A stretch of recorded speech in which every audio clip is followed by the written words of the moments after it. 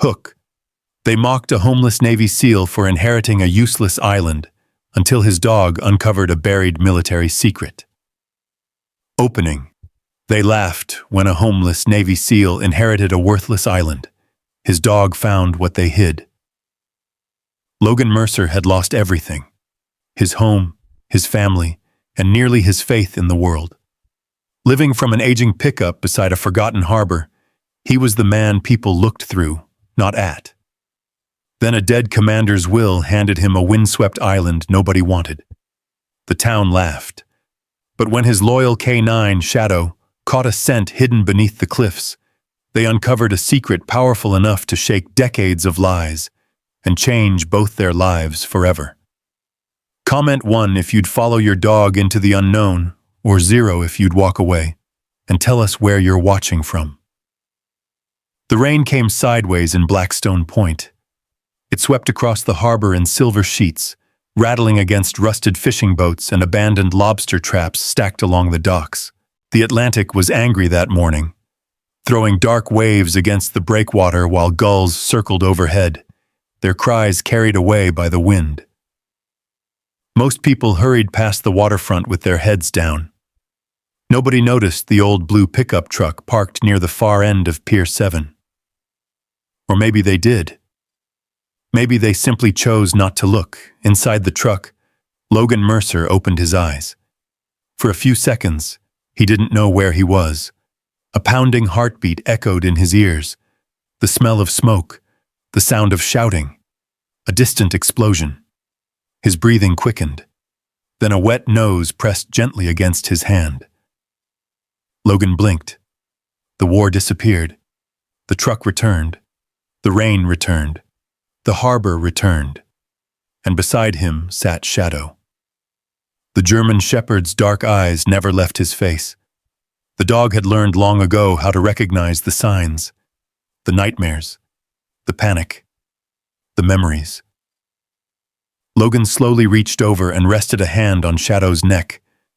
The thick fur was warm, real, solid. "Morning, buddy," he whispered. Shadow's tail tapped once against the seat. The dog never needed many words. For nearly 8 years, they had survived together in places most people would never willingly go. Deserts, mountains, cities torn apart by conflict, and now a harbor town that barely remembered either of them existed. Logan pushed himself upright. His back ached. The truck wasn't much of a home. An old blanket covered the back seat. A cooler held what little food they had left. A flashlight hung from the dashboard. Everything he owned fit inside the cab. Everything except the memories. Those followed him everywhere. Outside, fishermen were already preparing their boats. Engines growled to life. Chains rattled. Voices echoed across the water. The world moved forward. Logan often felt as if he had somehow been left behind. He stepped out into the cold morning air. The rain immediately soaked his jacket. Shadow jumped down beside him. The dog stretched before falling naturally into step at Logan's side. Always close, always watching, always ready. They walked toward the harbor cafe. The owner, an elderly woman named Ruth Callahan, was opening the front door. She smiled when she saw Shadow. She always smiled at Shadow. "Morning, handsome," she said, scratching behind the dog's ears. Shadow accepted the attention with quiet dignity. Ruth looked at Logan. "You eat yet?" Logan shook his head. She disappeared inside and returned moments later carrying a paper bag. "Leftover biscuits. Bacon, too. I can pay you next week. You've been saying that for 6 months." A faint smile touched Logan's face. "Thank you." Ruth waved him away. "Take care of that dog." Logan looked down at Shadow. "He's the one taking care of me." For a moment, Ruth's expression softened. She knew enough not to ask questions. Everyone in town knew Logan had been in the military. Most didn't know much beyond that. And Logan preferred it that way. The fewer questions people asked, the easier life became. He and Shadow settled beneath an awning overlooking the harbor. The rain drummed steadily above them. Logan split the bacon in half. Shadow accepted his portion carefully. Not once in all their years together had the dog ever snatched food from his hand. Discipline remained even after retirement, especially for Shadow. The German Shepherd had earned his gray muzzle honestly. Scars marked one ear. A thin white line crossed his shoulder beneath the fur. Each mark carried a story. Some Logan remembered. Some he wished he could forget. Across the harbor, laughter erupted near one of the fishing boats. Several men were unloading supplies. One of them glanced toward Logan. The smile on his face wasn't friendly. "Hey, Mercer?" Logan ignored him. The man continued. "Heard the shelter's got openings again." More laughter followed. Another fisherman joined in. "Maybe they let dogs stay free." The group chuckled. Logan focused on the ocean. Years ago, comments like that might have started a fight. Now they barely registered. People often mocked what they didn't understand. And most of Blackstone Point understood very little about men who came home carrying invisible wounds. Shadow's ears tilted slightly toward the voices. Logan rested a hand on his neck. The dog immediately relaxed. "No," Logan said quietly. "They aren't worth it." The fisherman eventually returned to work. The laughter faded, but the loneliness remained. It always did. By mid-morning, Logan found work helping unload cargo from a supply truck near the marina warehouse. The pay wasn't much, a few dollars, enough to buy food, enough to survive another day. That had become his definition of success. The warehouse manager barely looked at him while handing over instructions. Boxes, equipment, fishing gear. Hours passed beneath gray skies. Rainwater soaked through Logan's boots. His shoulders burned from lifting. Still, he welcomed the exhaustion. Physical pain was easier than memory. Far easier. Late in the afternoon, a loud metallic crash echoed through the loading yard. The sound wasn't unusual. A dropped crate, a falling chain. Nothing more. But for Logan, the world instantly changed. His vision narrowed. His pulse exploded. The harbor disappeared. Suddenly he was somewhere else. Another continent. Another year. Dust filled the air.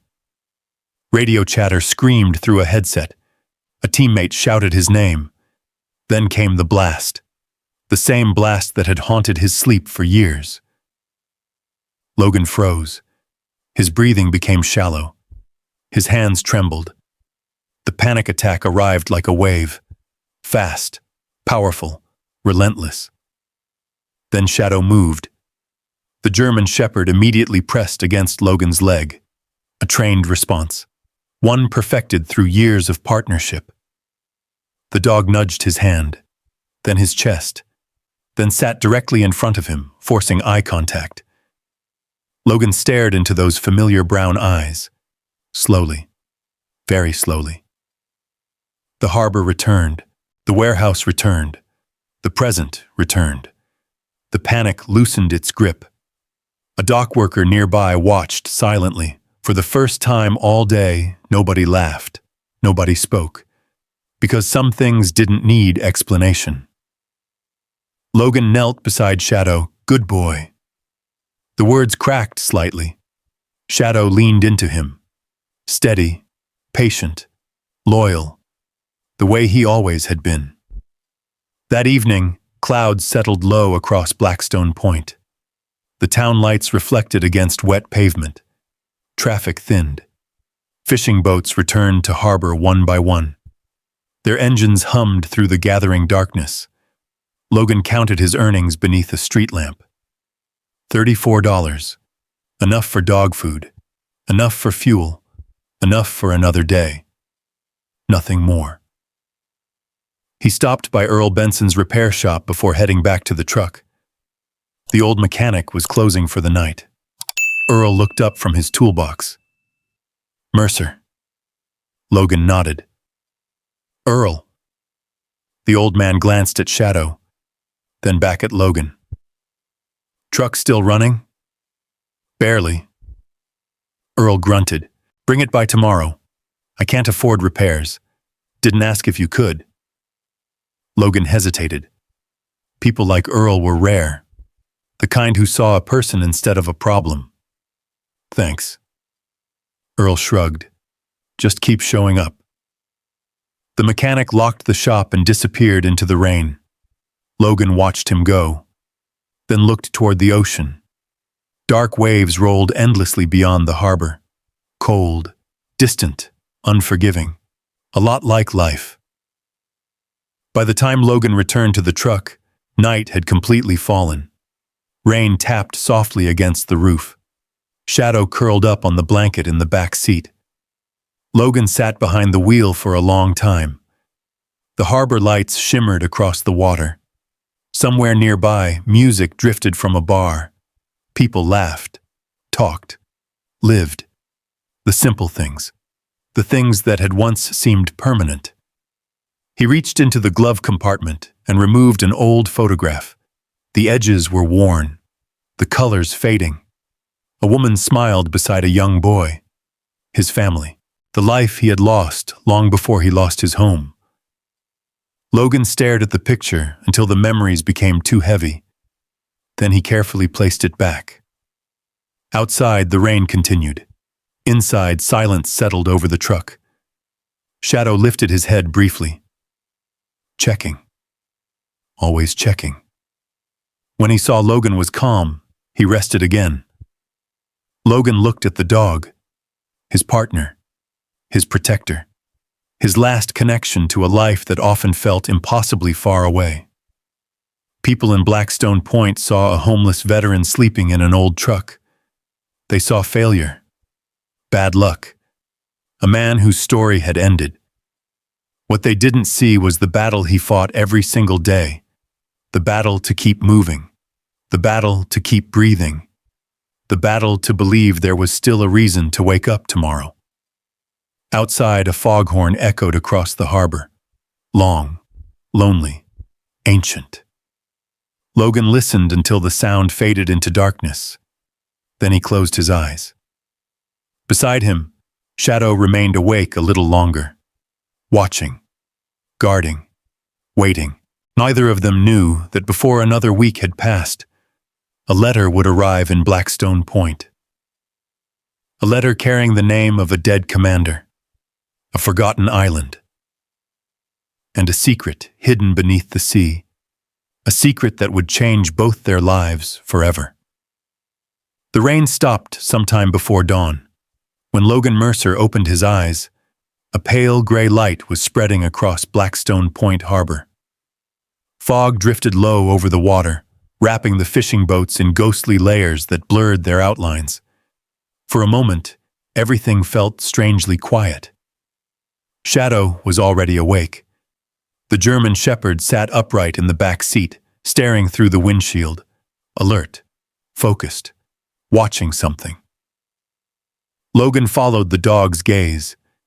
A dark sedan was pulling slowly into the parking lot near Pier 7. Not a local vehicle. Too clean. Too expensive. It rolled to a stop several yards away. A woman stepped out carrying a leather briefcase. She appeared to be in her late 30s, dressed in a navy coat that looked entirely out of place among the fishermen, dock workers, and weather-beaten trucks that filled the harbor. Shadow's ears rose immediately. Logan sighed. Whoever she is, she's not here for us. The woman glanced around the lot. Then she walked directly toward the truck. Apparently, she was. When she stopped beside the driver's window, she offered a polite smile. Logan Mercer? Logan lowered the window halfway. Depends who's asking. My name is Monica Reed. She held out a business card.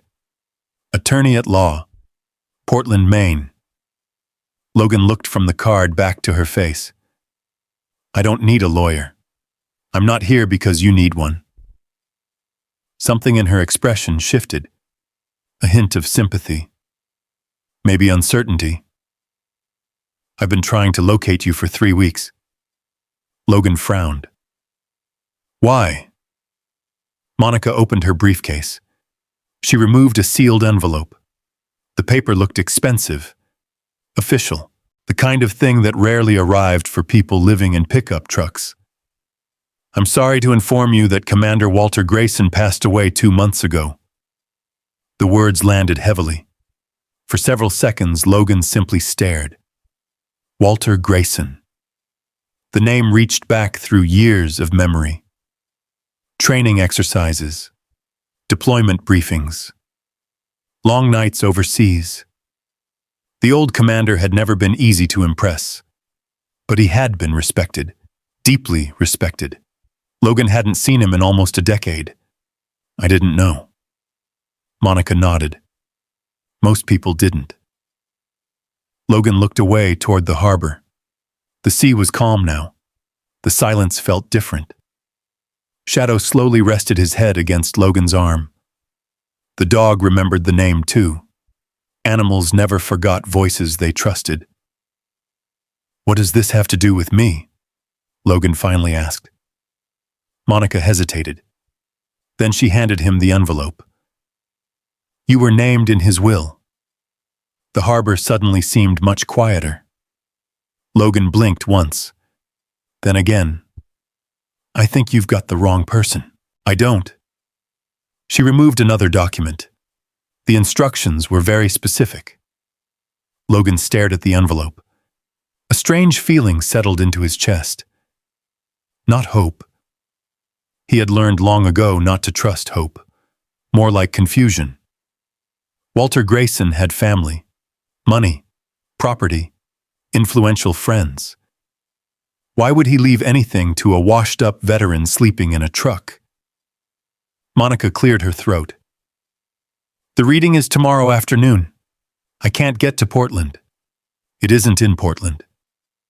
She glanced toward the harbor. Commander Grayson requested that it take place in Blackstone Point. Now Logan was even more confused. Why? I don't know. It was the first genuinely honest answer she'd given.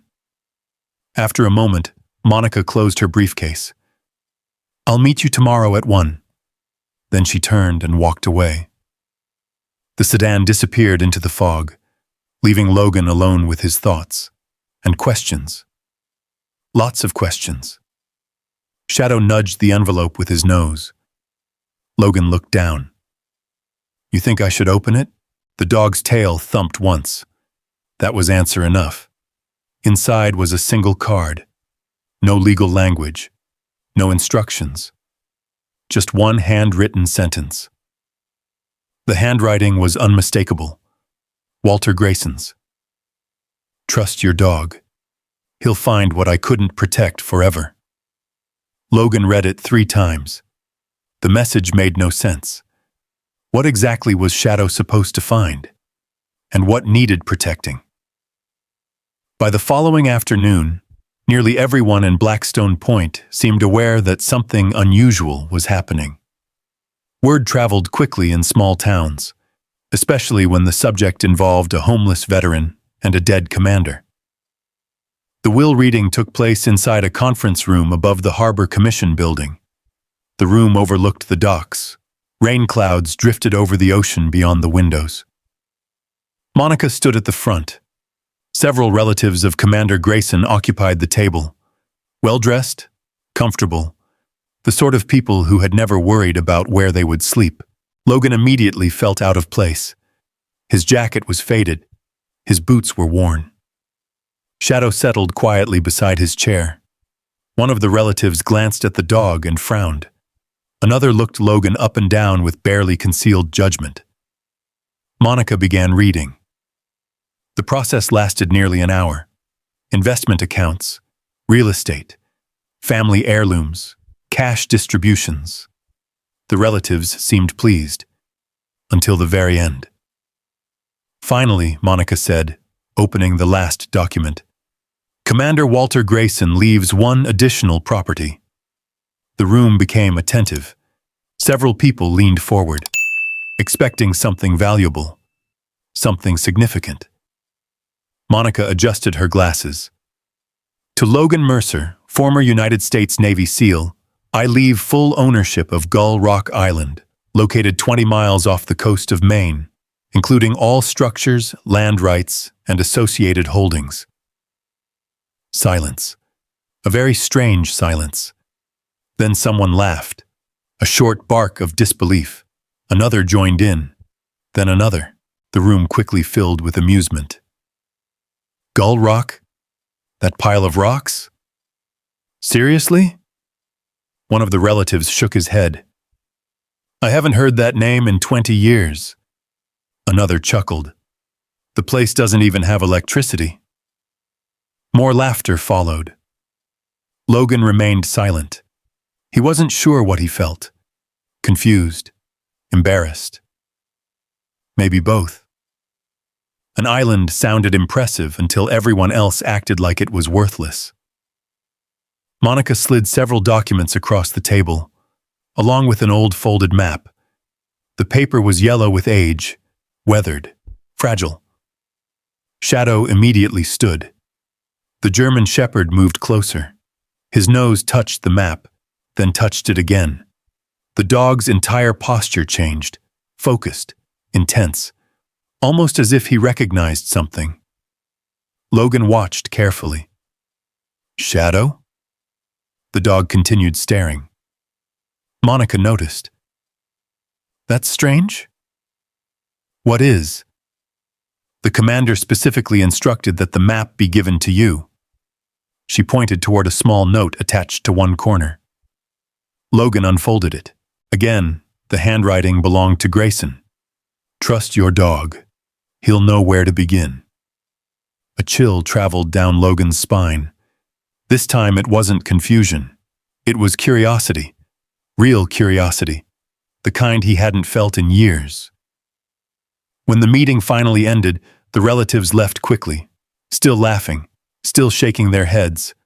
One of them stopped beside Logan on the way out. You know what he gave you, right? Logan looked up. A worthless island. The man smiled. Exactly. Then he walked away. The room gradually emptied. Soon only Logan, Monica, and Shadow remained. Outside the windows, fog rolled across the harbor. The island's location was marked on the old map. A tiny dot surrounded by open ocean, remote, isolated, forgotten. Shadow placed a paw directly on the spot. Neither Logan nor Monica spoke. For some reason, the room suddenly felt colder, as if the dead commander had reached across time and placed a final mission in front of them, a mission nobody else could see. Monica carefully gathered the remaining documents. Do you plan to visit it?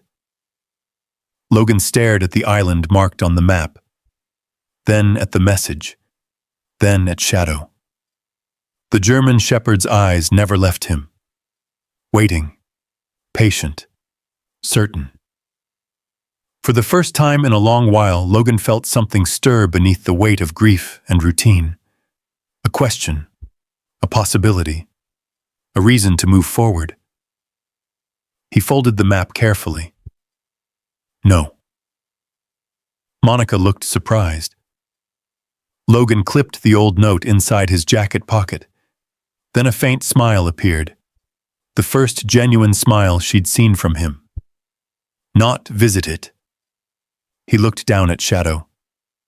I think we're going to find out why Walter Grayson wanted us there. Shadow's tail thumped once against the floor.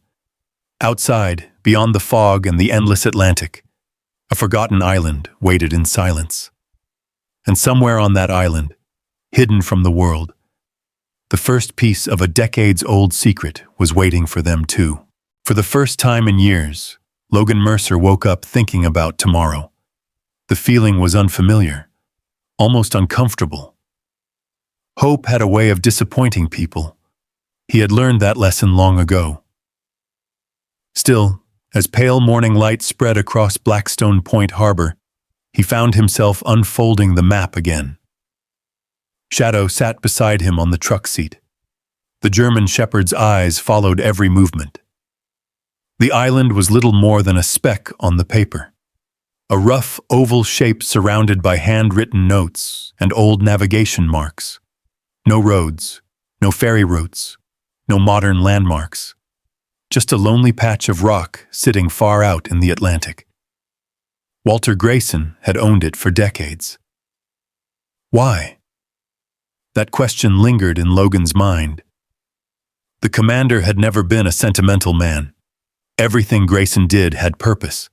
Everything. Logan traced a finger across the map. The old paper crackled softly. On the lower corner sat a faded date, nearly 40 years old. Shadow suddenly leaned forward. His nose touched the island again. The same spot. The same reaction. Logan frowned. "What are you trying to tell me?" The dog only stared, as if the answer should have been obvious. By mid-morning, Logan found himself helping Earl Benson repair a damaged fishing winch behind the mechanic's workshop.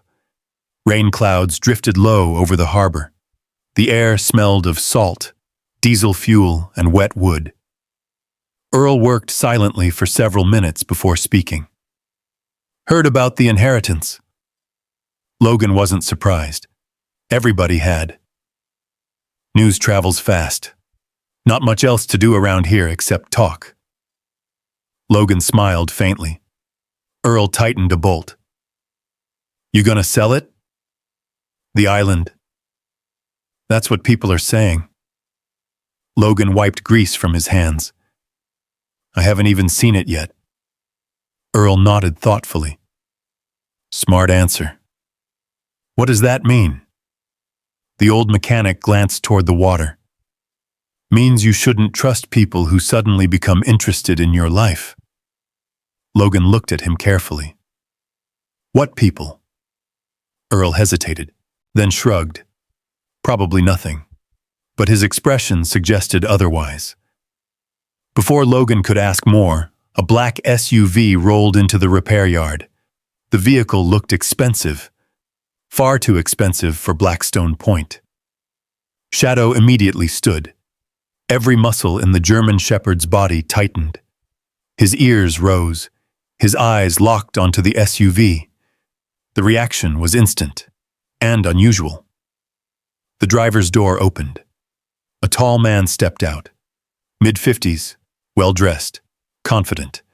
The kind of confidence money often created. He smiled as he approached. "Mr. Mercer." Logan didn't answer immediately. The stranger extended a hand. Derek Holloway. The name was familiar.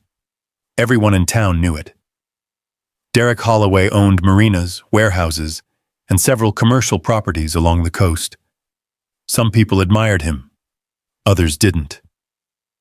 Logan ignored the offered handshake. Derek smoothly lowered his hand. His smile never changed. "I heard about your inheritance." "I'm sure you did."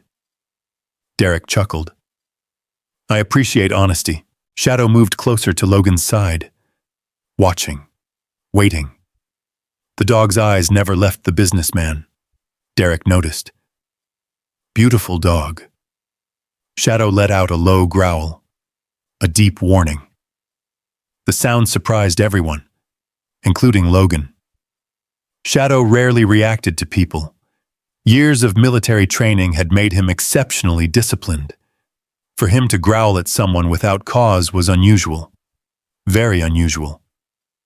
Derek's smile faded slightly. "Guess he doesn't like me."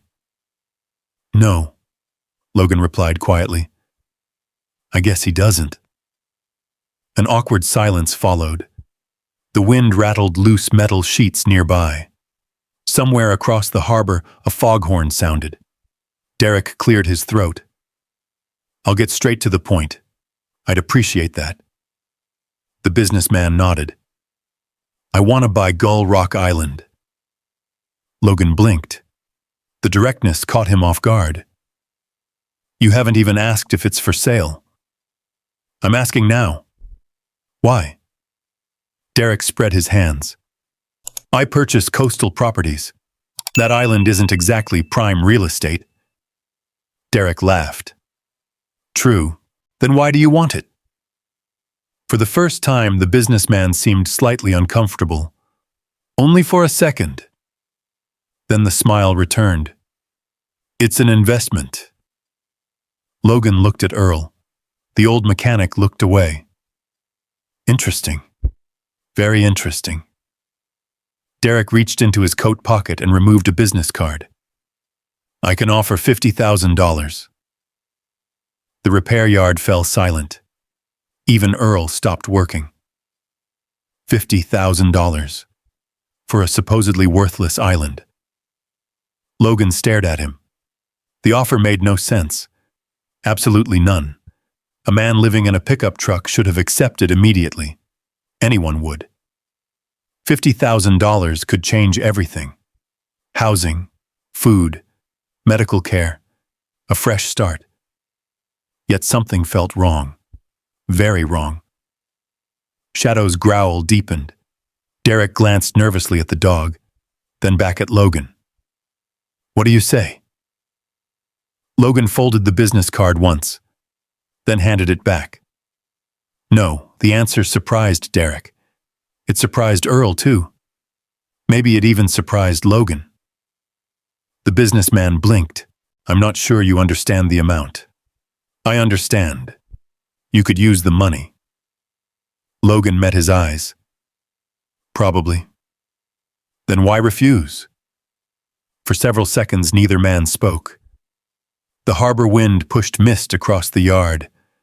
The world seemed strangely still. Finally, Logan shrugged. Because I haven't even seen the island. Derek's expression hardened. Only slightly. But enough. For the first time, the polished businessman disappeared. Something colder surfaced beneath. Something impatient. Then it vanished again. The smile returned. Think about it. I already did. Derek nodded once. He turned and walked back toward the SUV. Before climbing inside, he looked over his shoulder. Some things are worth more trouble than they're worth. Then he drove away. The vehicle disappeared toward town. Earl watched it leave. So. Logan crossed his arms. So. The old mechanic wiped his hands on a rag. That's the first time I've ever seen somebody offer 50 grand for a pile of rocks. You think he's lying? I think wealthy men don't spend money without a reason. Neither spoke for a while. The answer was obvious. Derek Holloway wanted something. The question was what? That evening, Logan sat alone near the harbor, watching the sun sink behind distant clouds. The map rested on his lap. Shadow lay beside him. Fishing boats drifted slowly toward shore. Their lights reflected across the darkening water. Logan unfolded the map again. This time he noticed something new. A tiny mark near the island's edge. Almost invisible. A symbol. Not a lighthouse, not a navigation marker. Something else. He leaned closer. The ink had faded badly. Whatever it represented had been intentionally noted. By Walter Grayson. A cold breeze swept across the harbor. Shadow suddenly lifted his head. His eyes focused on something across the street. Logan followed his gaze. A black SUV sat parked in the shadows, motionless, watching. The same SUV, Derek Holloway's. Several seconds passed. Then the vehicle slowly pulled away, disappearing into the growing darkness. Logan stared after it. The uneasy feeling returned, stronger this time. The island, the map, the note, the strange offer, the surveillance. None of it fit together. Yet. But deep down, he knew one thing. Derek Holloway wasn't interested in buying land. He was interested in something on that island. Something important enough to spend $50,000 before Logan had even set foot there. Beside him, Shadow rose and stood facing the ocean. The German shepherd stared into the darkness beyond the harbor, toward the distant waters where Gull Rock Island waited, toward whatever Walter Grayson had spent years protecting, and toward a mystery that was becoming harder to ignore with every passing day. For the first time since receiving the inheritance, Logan stopped wondering whether he should visit the island. Now he was wondering who else might already know what was hidden there. The answer wasn't waiting in Blackstone Point. It was waiting 20 miles offshore, beyond the fishing lanes, beyond the lobster traps, beyond the places where ordinary people traveled. The island had been calling to him ever since he unfolded Walter Grayson's map, and now the feeling had become impossible to ignore. 3 mornings later, the harbor lay beneath a blanket of thick Atlantic fog. The world seemed unfinished. Shapes appeared and vanished inside the gray mist. Boat masts emerged like skeletal fingers. Harbor lights glowed faintly before disappearing again. The ocean itself looked endless, a vast field of pale silence. Logan stood on Pier 7 before sunrise. His old duffel bag rested at his feet. Inside were canned food, spare clothes, a flashlight, batteries, a first aid kit, and everything else he thought they might need. Not much, but enough. Shadow stood beside him. The German shepherd was unusually alert. His ears rotated constantly, listening, watching, waiting. Logan looked toward the end of the dock. An aging fishing boat rocked gently against its lines. The vessel belonged to Earl Benson. Or rather, it had once belonged to Earl's brother. Years of salt and storms had weathered its paint. The name Seabird remained barely visible along the hull. Earl emerged from the fog, carrying 2 steaming coffee cups. "Still think this is a good idea?" Logan accepted one. "No." Earl laughed. "Good. Means you're thinking clearly." For a moment they stood together watching the gray ocean. Then Earl reached into his coat pocket. He handed Logan a ring of keys. "The engine starts easier if you curse at it." Logan smiled. "I'll remember that. Bring the boat back in one piece, no promises." Earl nodded.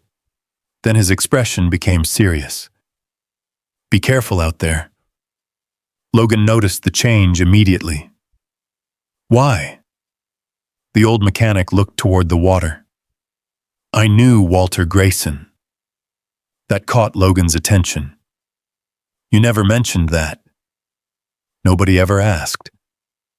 The fog swirled around them. Earl took a long breath.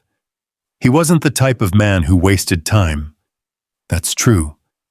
And he wasn't the type to leave things unfinished. Logan frowned. "What are you trying to say?" Earl looked directly at him. "I'm saying if Grayson left you that island, there's a reason." The mechanic hesitated, then added quietly, "And if Derek Holloway wants it that badly, there's probably a reason for that too." The words lingered between them. Neither man spoke for several seconds. Finally, Earl stepped back. "Good luck, Logan." Then he disappeared into the fog, leaving Logan alone with the ocean and whatever waited beyond it. The Seabird's engine protested loudly before finally coming to life. Black smoke drifted briefly across the harbor. Shadow climbed aboard first. The dog immediately moved to the bow and sat facing open water, as if he already knew where they were going. Logan untied the lines. The boat drifted away from the dock, slowly, quietly, almost reluctantly. Blackstone Point faded behind them. The harbor disappeared. Then the shoreline vanished completely.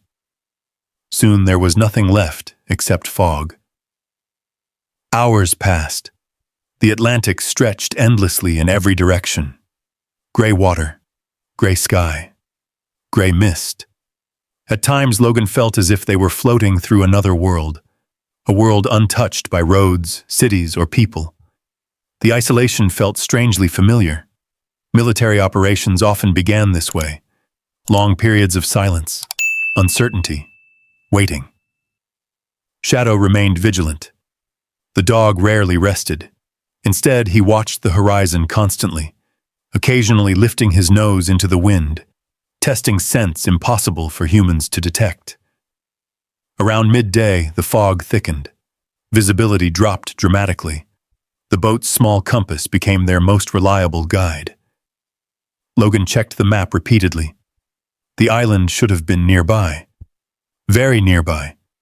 Yet nothing appeared. Only endless gray. Then Shadow stood abruptly.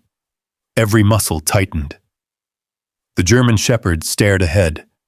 A low rumble escaped his throat, not a growl. A warning. Logan immediately looked forward. At first he saw nothing. Then a shape emerged. Dark. Massive. Silent. A shadow rising from the ocean itself. The island. Gull Rock. It appeared gradually as the fog parted around it. Jagged cliffs climbed from the sea like the spine of some ancient creature. Dark stone glistened with moisture.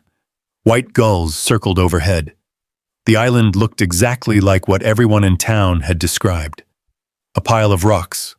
Lonely. Worthless. Forgotten. Yet as Logan guided the boat closer, that impression began to change. Because someone had been here recently. He saw it immediately. A section of dock showed signs of repair. New boards among old ones.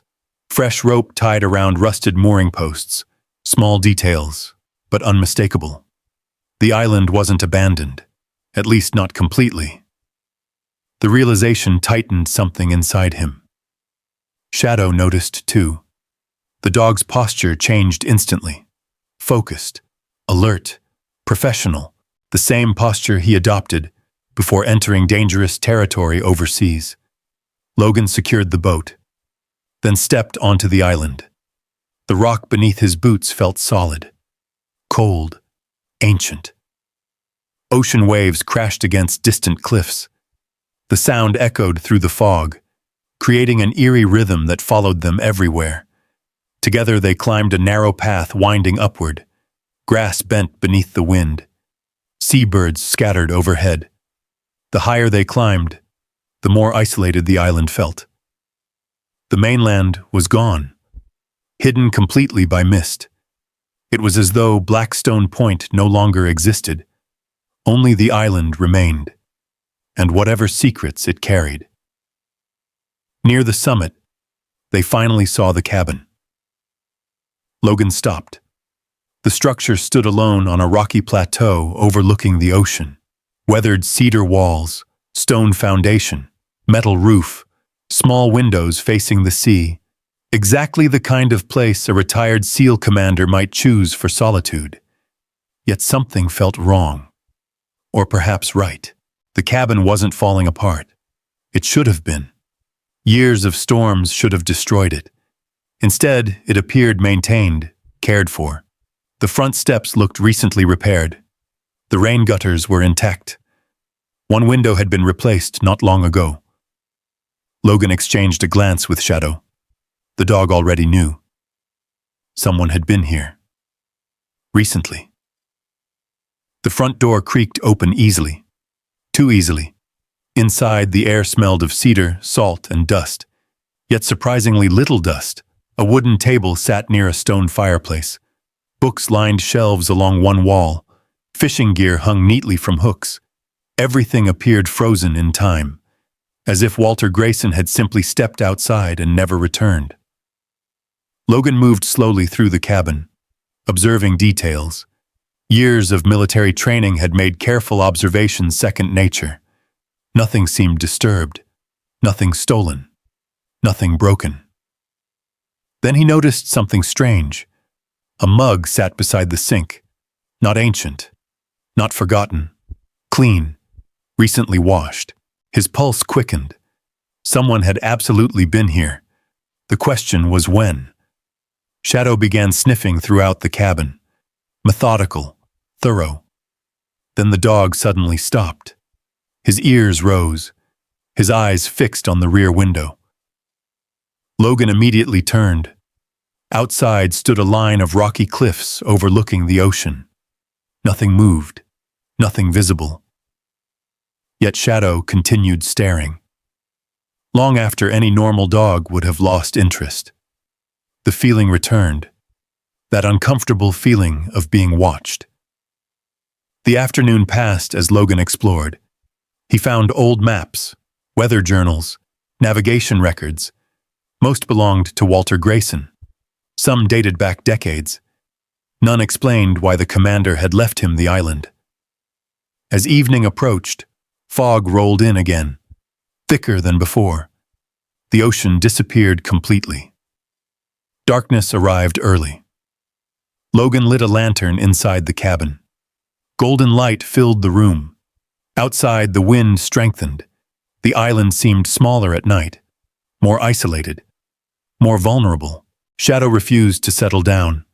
The German shepherd paced between the front door and rear window repeatedly, listening, watching, waiting. Hours passed. The storm continued building offshore.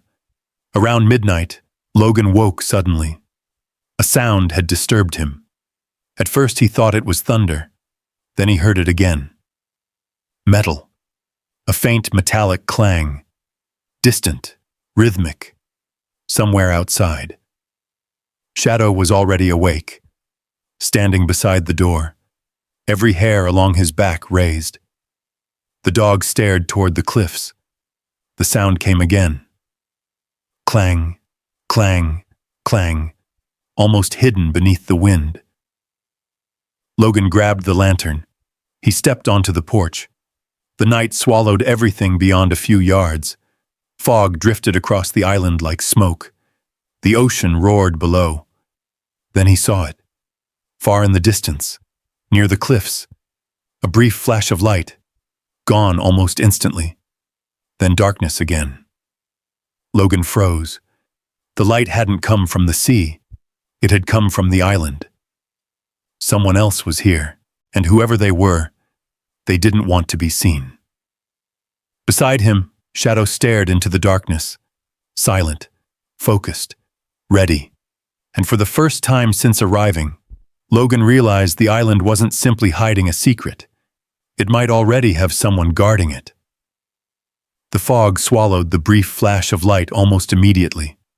1 second it was there. The next, darkness reclaimed the cliffs. Logan stood motionless on the cabin porch. The lantern trembled slightly in his hand as the wind pushed across the island. Beside him, Shadow remained fixed on the same spot. Alert, silent, watching. The German shepherd's posture told Logan everything he needed to know. The dog had seen it too.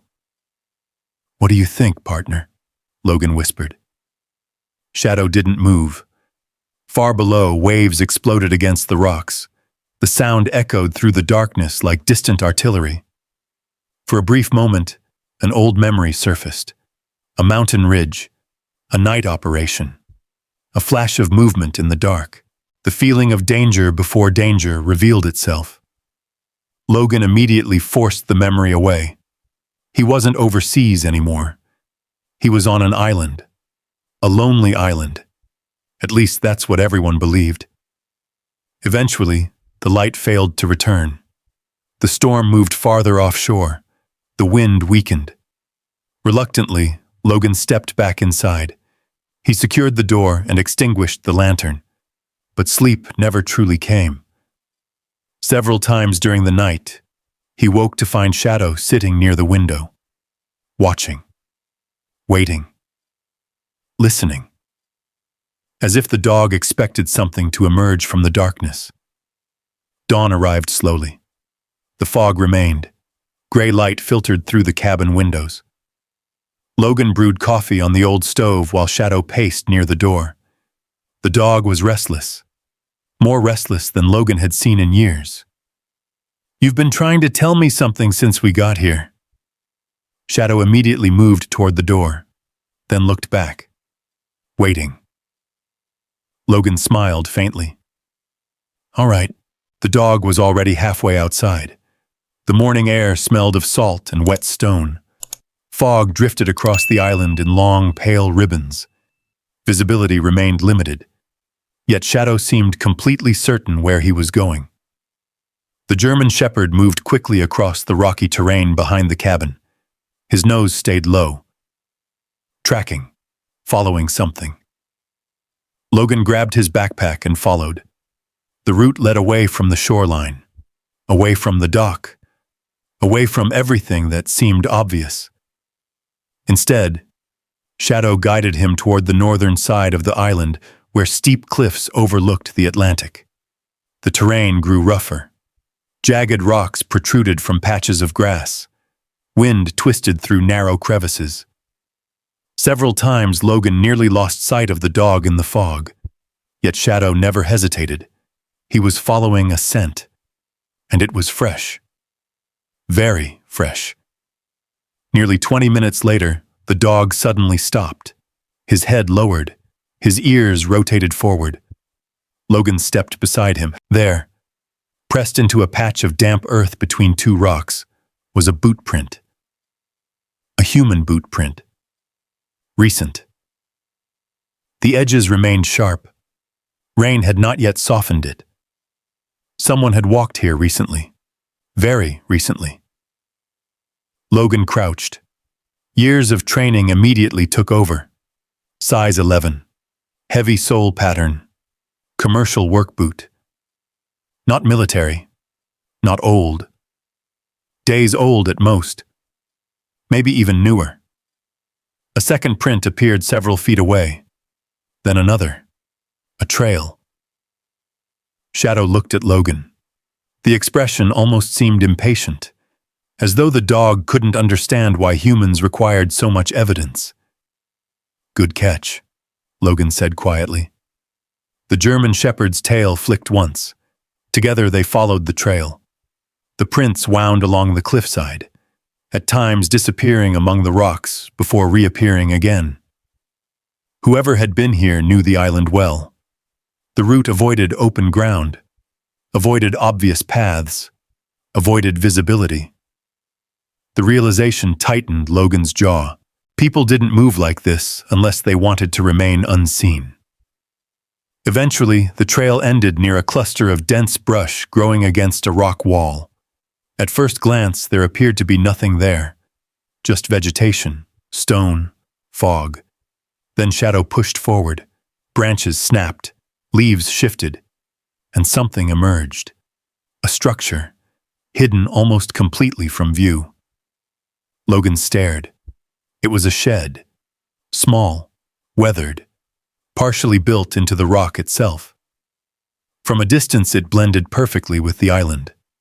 No wonder he hadn't noticed it before. The roof was covered with moss.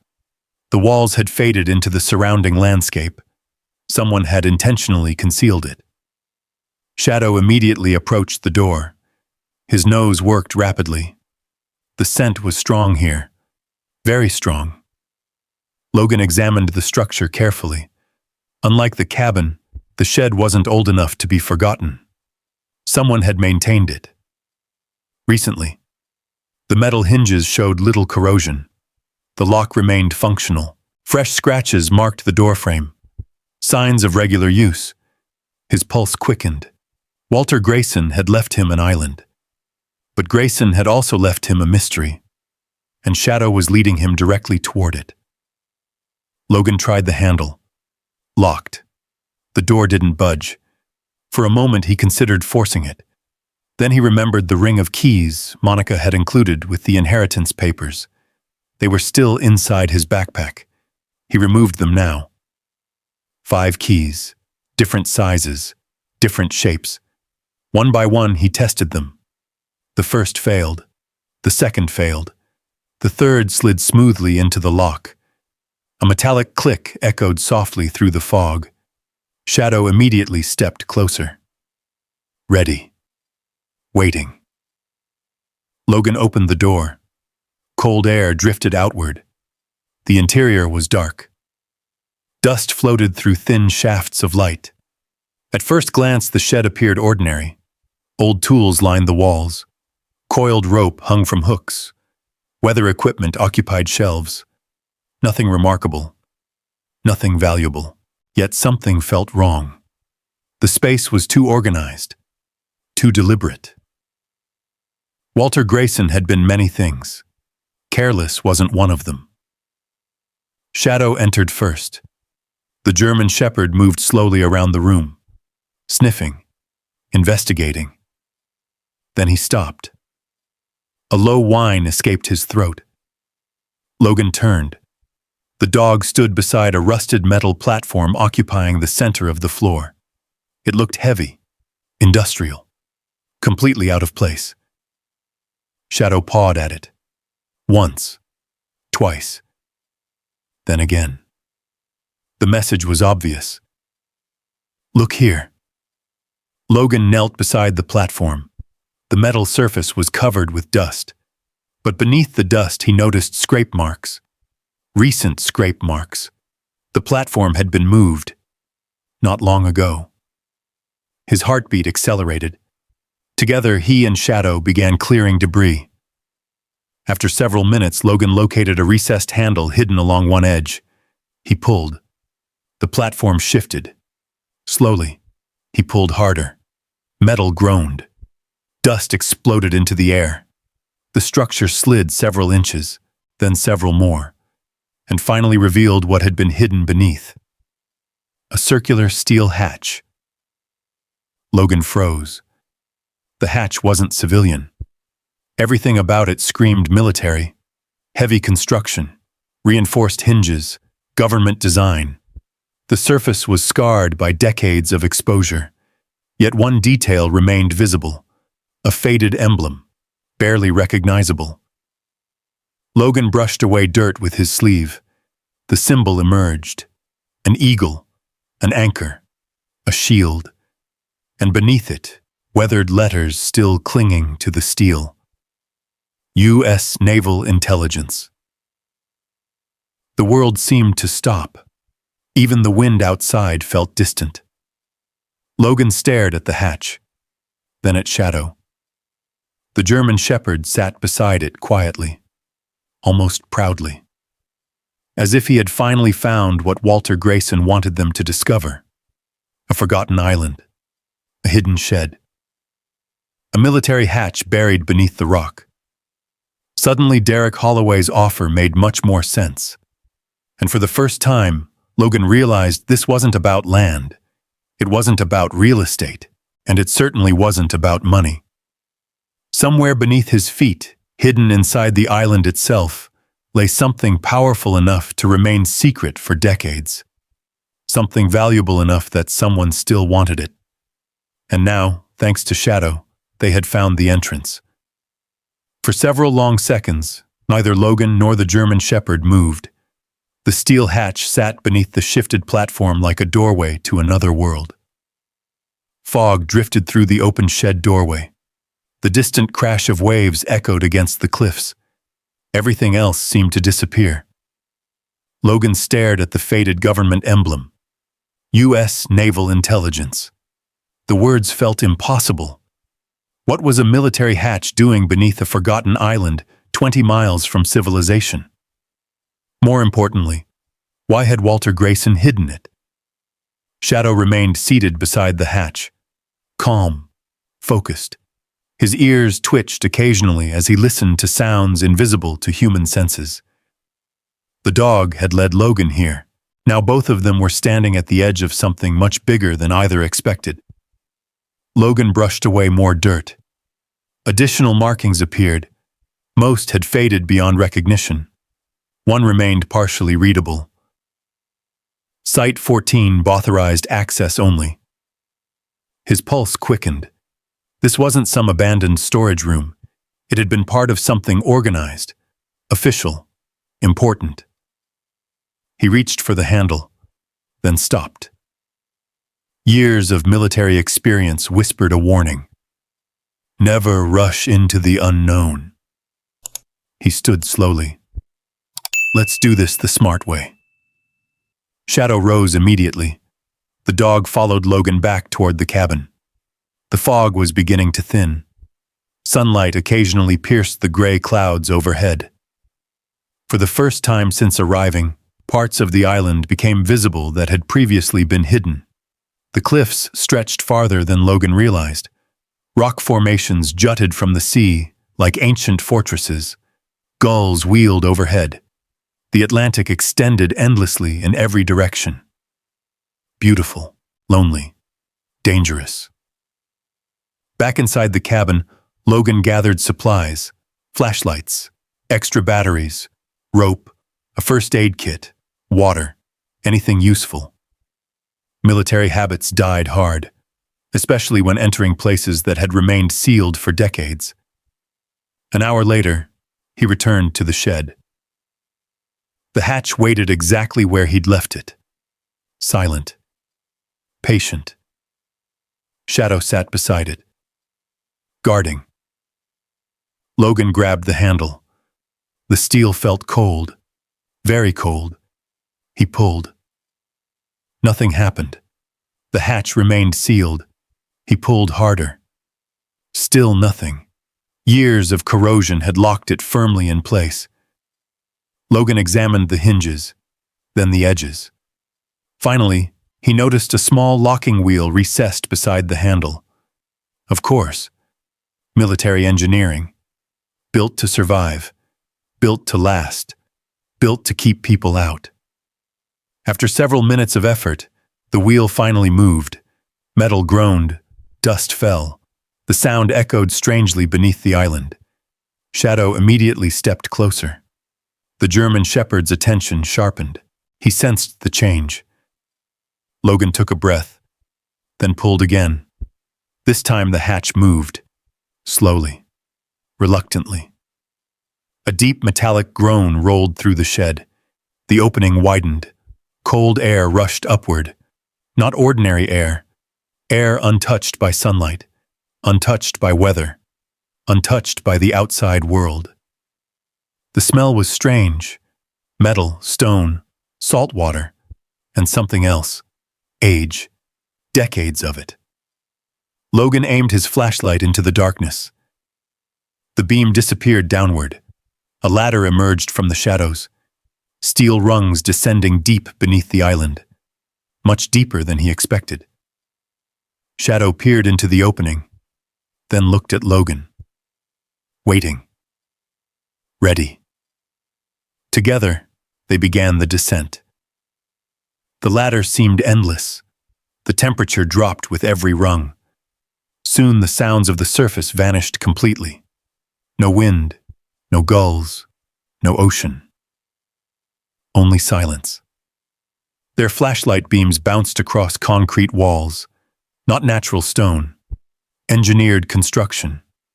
The deeper they went, the clearer the truth became. Someone had spent enormous resources building this place. Finally, Logan's boots touched solid ground. A tunnel stretched ahead, wide enough for equipment. Concrete walls lined both sides. Emergency lighting fixtures remained attached to the ceiling, though none still worked. The entire facility felt frozen in time. Shadow moved carefully. His nose worked constantly, tracking scents. Searching. Yet unlike the island above, the air here carried no signs of recent human presence. Only age, dust, history. Logan advanced slowly. The tunnel continued for nearly 100 yards. Then it opened, and what lay beyond stopped him cold. The chamber was enormous, far larger than anything he imagined. His flashlight beam swept across the darkness. Concrete platforms, metal catwalks, rows of equipment, communication arrays, operations consoles, storage lockers, everything preserved beneath the island. An entire military operations center hidden inside solid rock. The scale was breathtaking. For several moments, Logan simply stared. The facility felt like a ghost frozen in place, abandoned but untouched, silent but somehow alive. Shadow stepped ahead. His nails clicked softly against the concrete floor. The sound echoed through the cavernous chamber. Logan followed. Everywhere he looked, new details emerged. Maps still mounted on walls. Electronic equipment preserved beneath protective covers. Stacks of sealed containers. Metal filing cabinets. Storage crates stamped with military markings. The deeper he explored, the more questions appeared. What exactly had happened here? And why was it hidden beneath an island nobody cared about? A large operations room occupied the center of the complex. Banks of monitors faced a massive wall map. Most screens were dead, covered in dust. Yet the room felt strangely organized, as though people had expected to return someday. Shadow suddenly stopped. The dog stared toward a row of cabinets along the far wall. Logan approached. Each cabinet carried identification labels. Most had faded. One remained readable. Command Authorization Archive.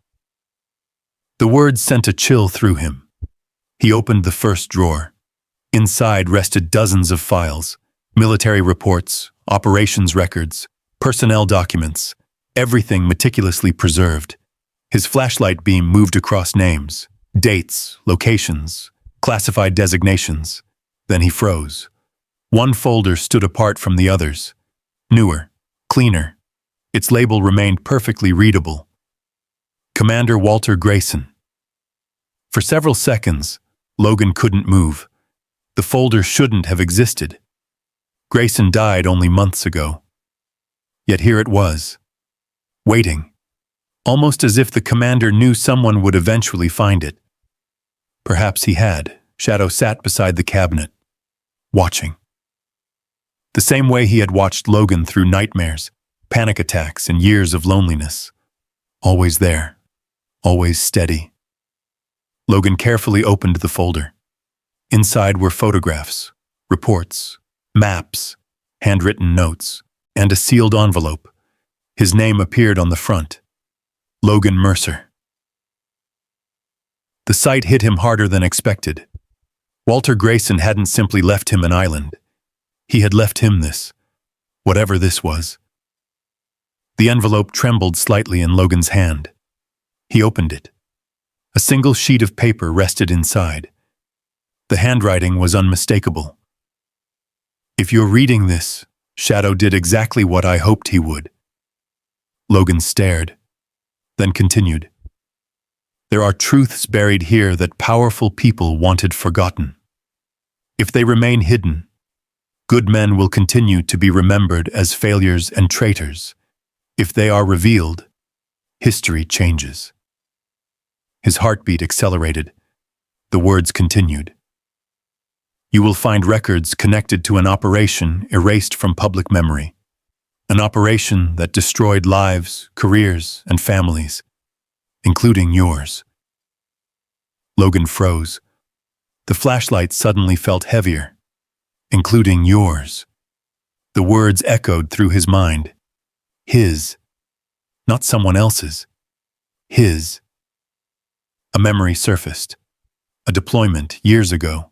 An operation gone wrong. Names. Faces. The deaths that haunted his sleep. The guilt he carried every day.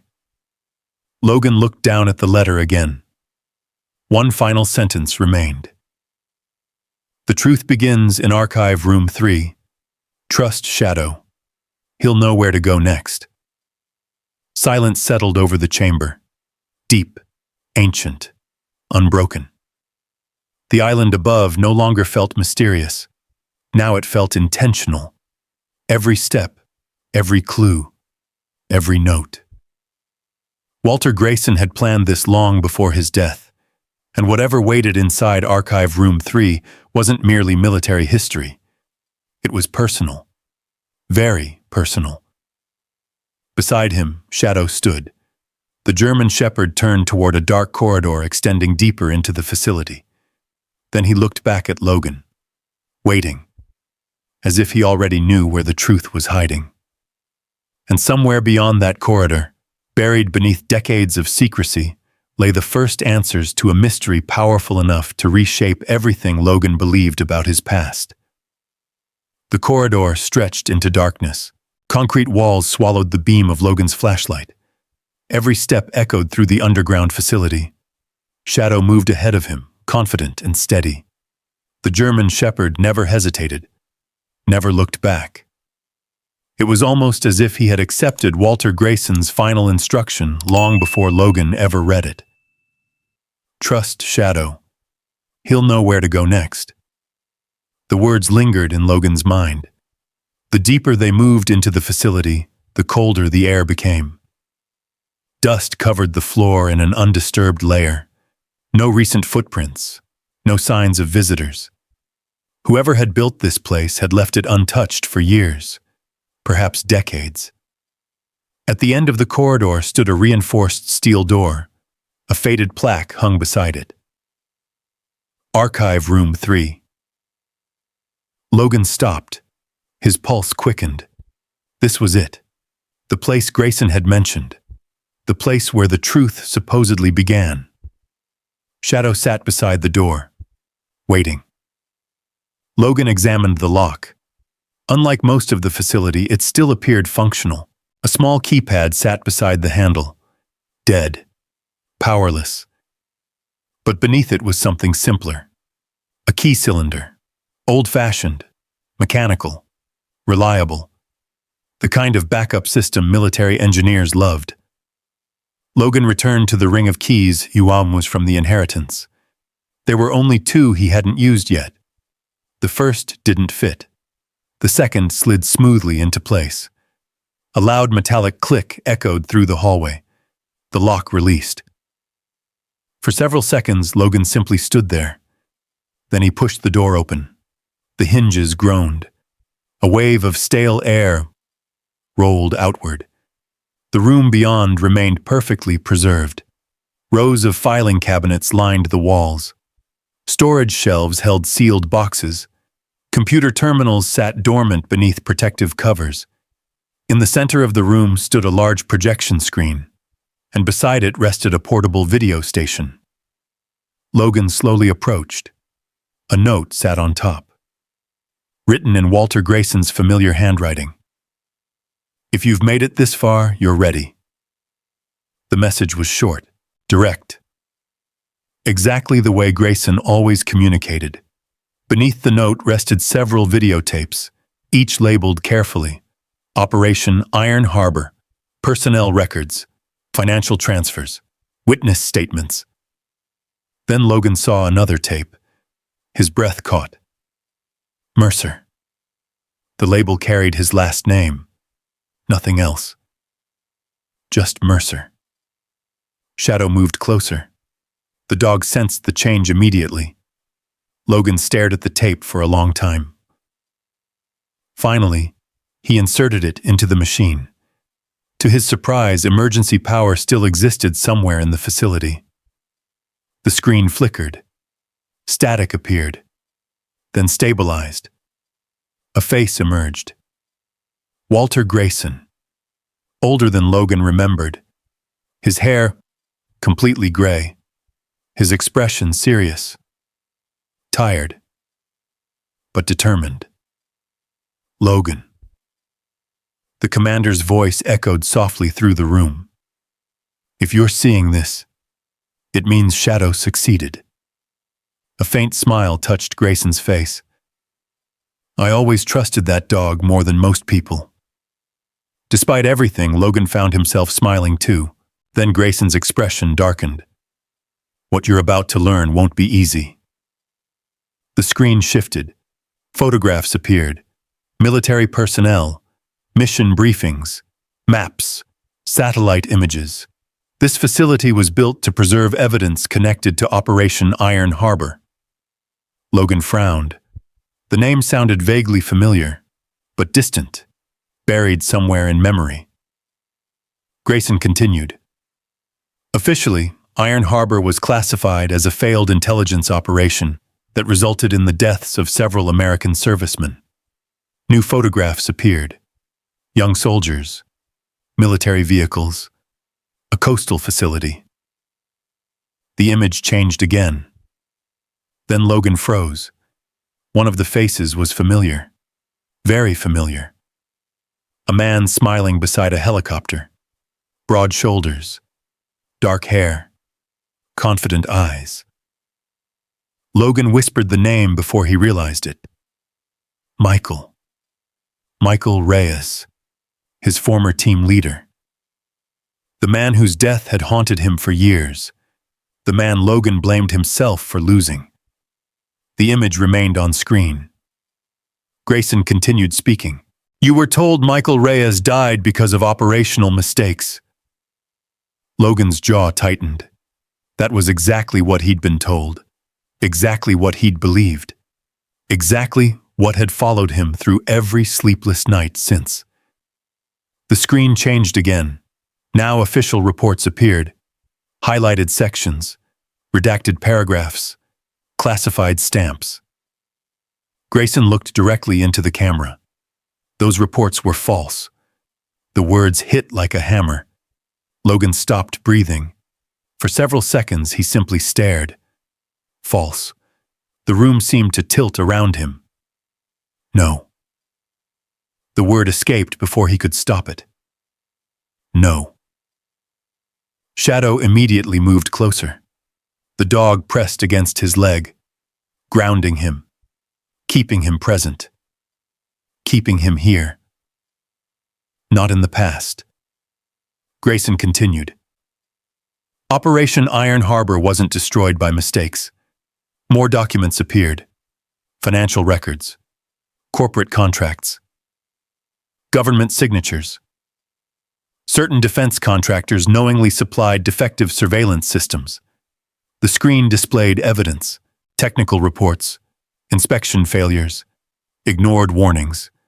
The failures were discovered before deployment. Logan felt sick. A cold weight settled inside his chest. Grayson kept talking. They were ignored because exposing them would have cost millions. Photographs continued appearing. Executives, government meetings, transfer records. Every image seemed to reveal another layer of deception. The operation proceeded anyway. Logan clenched his fists. His knuckles turned white. Because he remembered. He remembered the confusion, the communication failures, the equipment problems, the chaos. He remembered Michael Reyes and the others. Good men. Capable men. Men who never came home. All these years, he had believed they died because something went wrong in the field. Now he was learning something far worse. Something had gone wrong long before they ever deployed. The screen flickered again. Another photograph appeared. This one struck even harder. A younger Walter Grayson stood beside Michael Reyes, beside several others, all smiling, all alive. The commander looked older now, sad, haunted. I spent years trying to expose the truth. Grayson's voice softened. No one listened. The screen showed legal documents, investigations, dismissals, closed cases, destroyed careers. They buried the evidence. The room fell silent for a moment.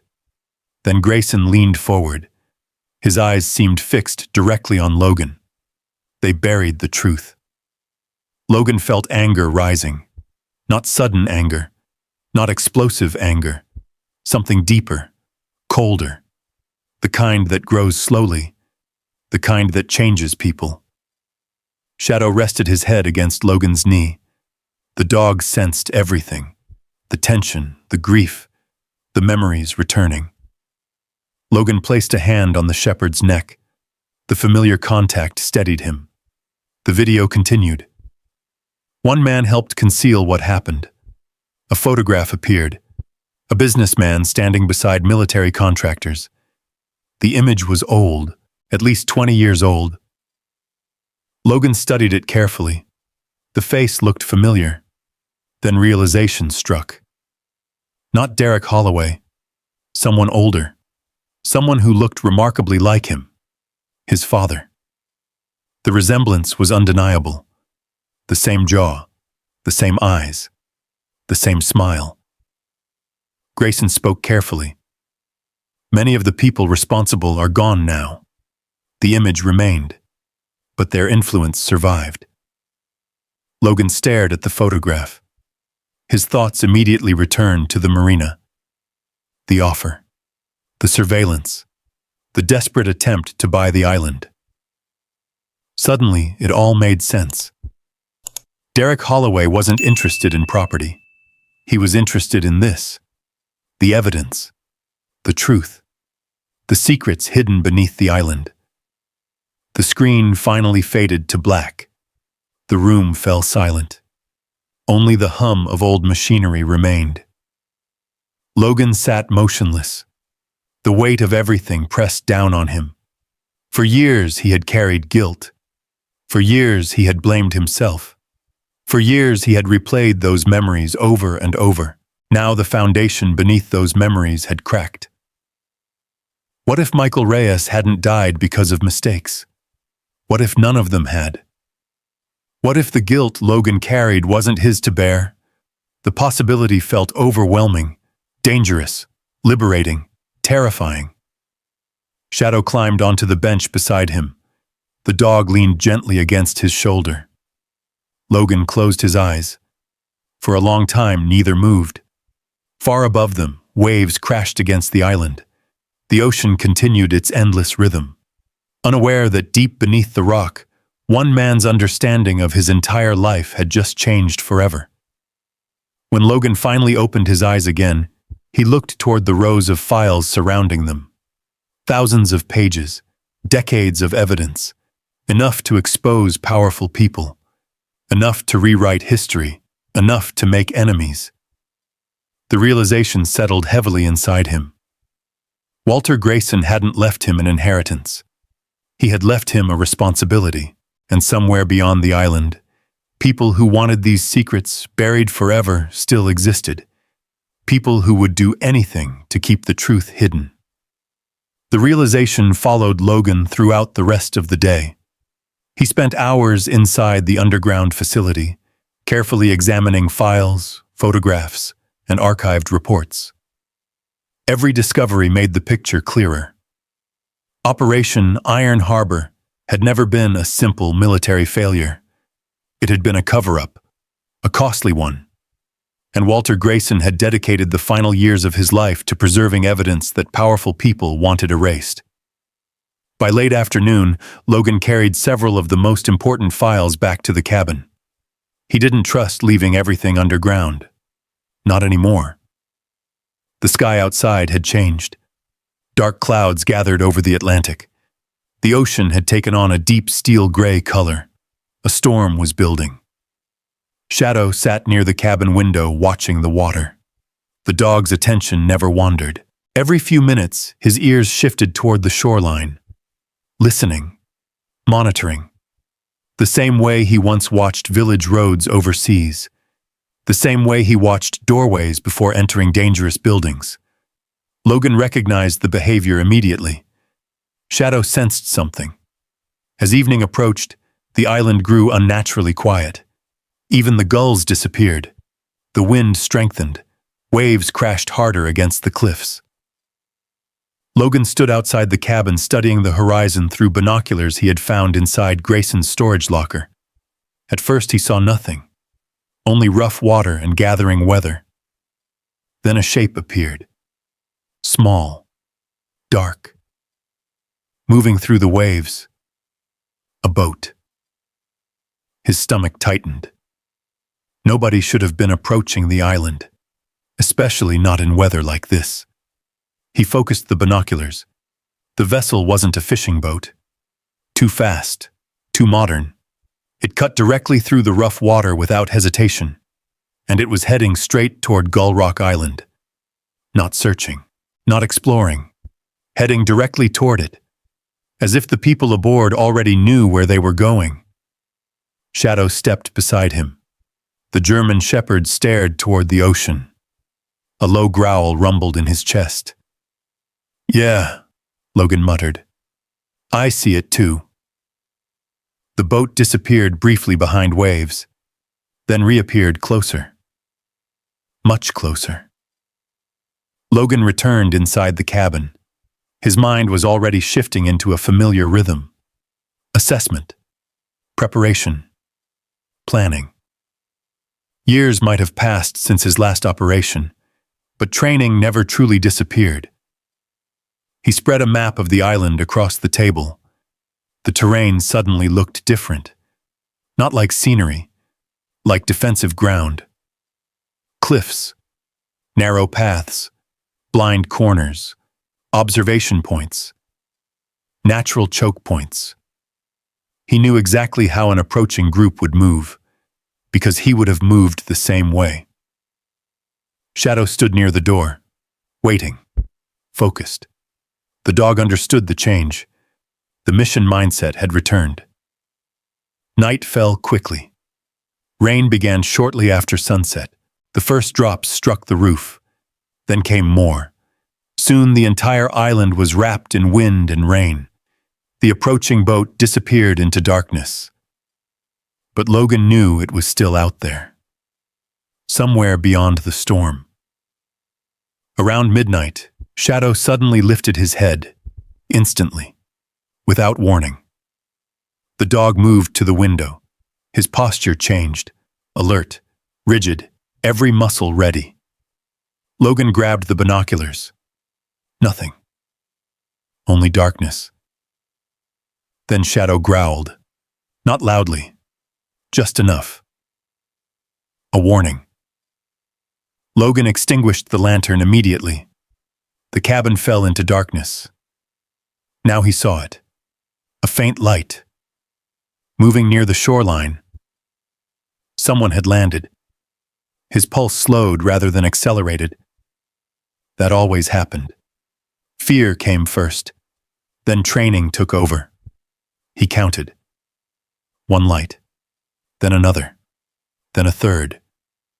Multiple people. Moving carefully. Trying not to be seen. Which meant they weren't tourists, or researchers, or lost fishermen. They knew exactly what they were doing. Logan quietly retrieved his flashlight and radio equipment. Shadow remained at the window, watching every movement below. The rain intensified. Visibility worsened. Yet the lights continued climbing the island, steadily, purposefully, toward the cabin, toward the secret, toward the truth. Logan moved silently through the darkness. He covered windows, secured documents, relocated critical evidence into waterproof bins. The most important files disappeared beneath loose floorboards inside the cabin. If someone searched quickly, they wouldn't find them. Years ago, he had learned a simple rule. Never protect the obvious thing. Protect the important thing. Outside, the lights moved closer. Now he could occasionally hear voices carried by the wind. Not the words, only the sounds, enough to confirm his suspicion. Several men, working together. Shadow suddenly shifted toward the rear of the cabin. Logan followed. The dog wasn't focused on the approaching group anymore. He was focused on something else. Something behind them. Logan peered through a narrow gap. A second team, moving along the cliffs, trying to circle around. His jaw tightened. Whoever these people were, they knew what they were doing. This wasn't a random search. It was a coordinated operation. Then lightning flashed across the ocean. For a split second, the island lit up, and Logan saw a familiar figure among the men approaching the cabin. Derek Holloway. The developer stood near the front of the group wearing a rain jacket, his face illuminated briefly by lightning. Then darkness returned. Everything suddenly made sense. The offer, the surveillance, the urgency. Derek knew exactly what was hidden beneath the island, and now he had come to claim it. Shadow's growl deepened. Logan rested a hand on the dog's shoulder. Easy. The German shepherd immediately settled. Ready, waiting for instruction. Logan looked around the dark cabin. The old loneliness was gone. The uncertainty was gone. In their place stood something he hadn't felt in years. Purpose. Walter Grayson had trusted him for a reason. Those files represented the truth. The names of good men. The memories of people who never received justice. And Logan wasn't about to hand them over. Not to Derek Holloway. Not to anyone. Outside, flashlights moved through the storm. The hunters had arrived, but they were about to discover something important. Gull Rock Island wasn't empty, and the homeless veteran they had underestimated wasn't running anymore. He was standing his ground. Beside him, Shadow stared into the darkness. The aging military dog's eyes reflected a flash of lightning. Together they watched the storm close around the island and prepared for whatever came next. Rain hammered the cabin roof. Wind howled across the cliffs. Lightning flashed over the Atlantic, turning the island white for brief, ghostly moments before darkness swallowed everything again. Logan crouched beside the rear window. Shadow remained motionless next to him. The German shepherd's breathing was steady, controlled, professional, the same way it had been during deployments years ago. Outside, flashlights moved through the storm. 3 lights near the front path, 2 more near the cliffs. The men were spreading out, searching. Logan knew exactly what that meant. They weren't here to talk. They were here to find something. The files, the evidence, the truth buried beneath the island. He checked his watch. Midnight. The storm was getting worse. Good. Bad weather complicated everything, especially for people unfamiliar with the terrain. But Logan had spent the last several days studying the island. Every trail, every ridge, every blind corner. The hunters believed they had the advantage. They were wrong. Shadow suddenly lifted his head. A faint sound drifted through the rain. Footsteps. Close. Very close. The first group had reached the cabin. A flashlight beam swept across the front porch. Then another. Logan remained perfectly still. The beam passed across the window, paused, then moved away. Outside, someone tested the front door. The handle rattled. Once, twice. A voice followed, muffled by rain. "Check around back." Logan looked at Shadow. The dog immediately understood. Together they slipped through the rear exit. The storm concealed their movement. Rain drenched them instantly. The cold barely registered. They moved along the cliffside trail. Silent. Invisible. Below them, waves exploded against the rocks. The ocean sounded like distant artillery. The comparison wasn't comforting. Memories threatened to surface. Old battlefields. Old losses. Old ghosts. Logan pushed them away. Focus now. Remember later. The island narrowed near the northern cliffs. Sharp drops fell directly into the sea. Natural bottlenecks. Natural barriers. Perfect defensive terrain. Lightning flashed again. This time, Logan saw the second team. 2 men moving toward the hidden shed, toward the hatch, toward the underground facility. His jaw tightened. They knew. Somehow they already knew where to look. Shadow growled softly. Logan nodded. "I know." The dog moved ahead, tracking, watching. The men continued toward the shed. Neither noticed they were being observed. Rain reduced visibility. Wind distorted sound. Nature itself seemed to be helping. One of the men reached the shed first. He opened the door. A flashlight beam disappeared inside. The second man followed. Logan waited, counted, measured, then quietly approached. Years of SEAL training returned effortlessly. Movement, timing, observation. The shed door remained partially open. The men inside focused entirely on the hatch. Neither looked behind them. Neither expected company. Logan stepped forward. The floor creaked. One man spun around. Surprised. The encounter lasted only seconds. No dramatic confrontation. No fight. Only confusion. Shock. And a realization that they had lost the advantage. The men retreated quickly into the storm, disappearing back toward the shoreline, toward the others. Logan didn't pursue. The objective wasn't confrontation. The objective was protection. Protection of the evidence. Protection of the truth. Protection of Shadow. The last part mattered most, because Shadow wasn't young anymore. The years showed. A little gray around the muzzle, slight stiffness after long days. The dog would never admit weakness, but Logan noticed. He always noticed. The storm intensified. Thunder rolled across the ocean.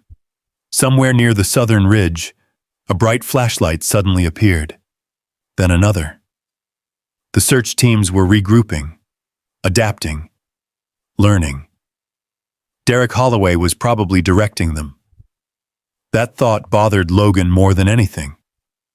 Derek wasn't acting like a businessman.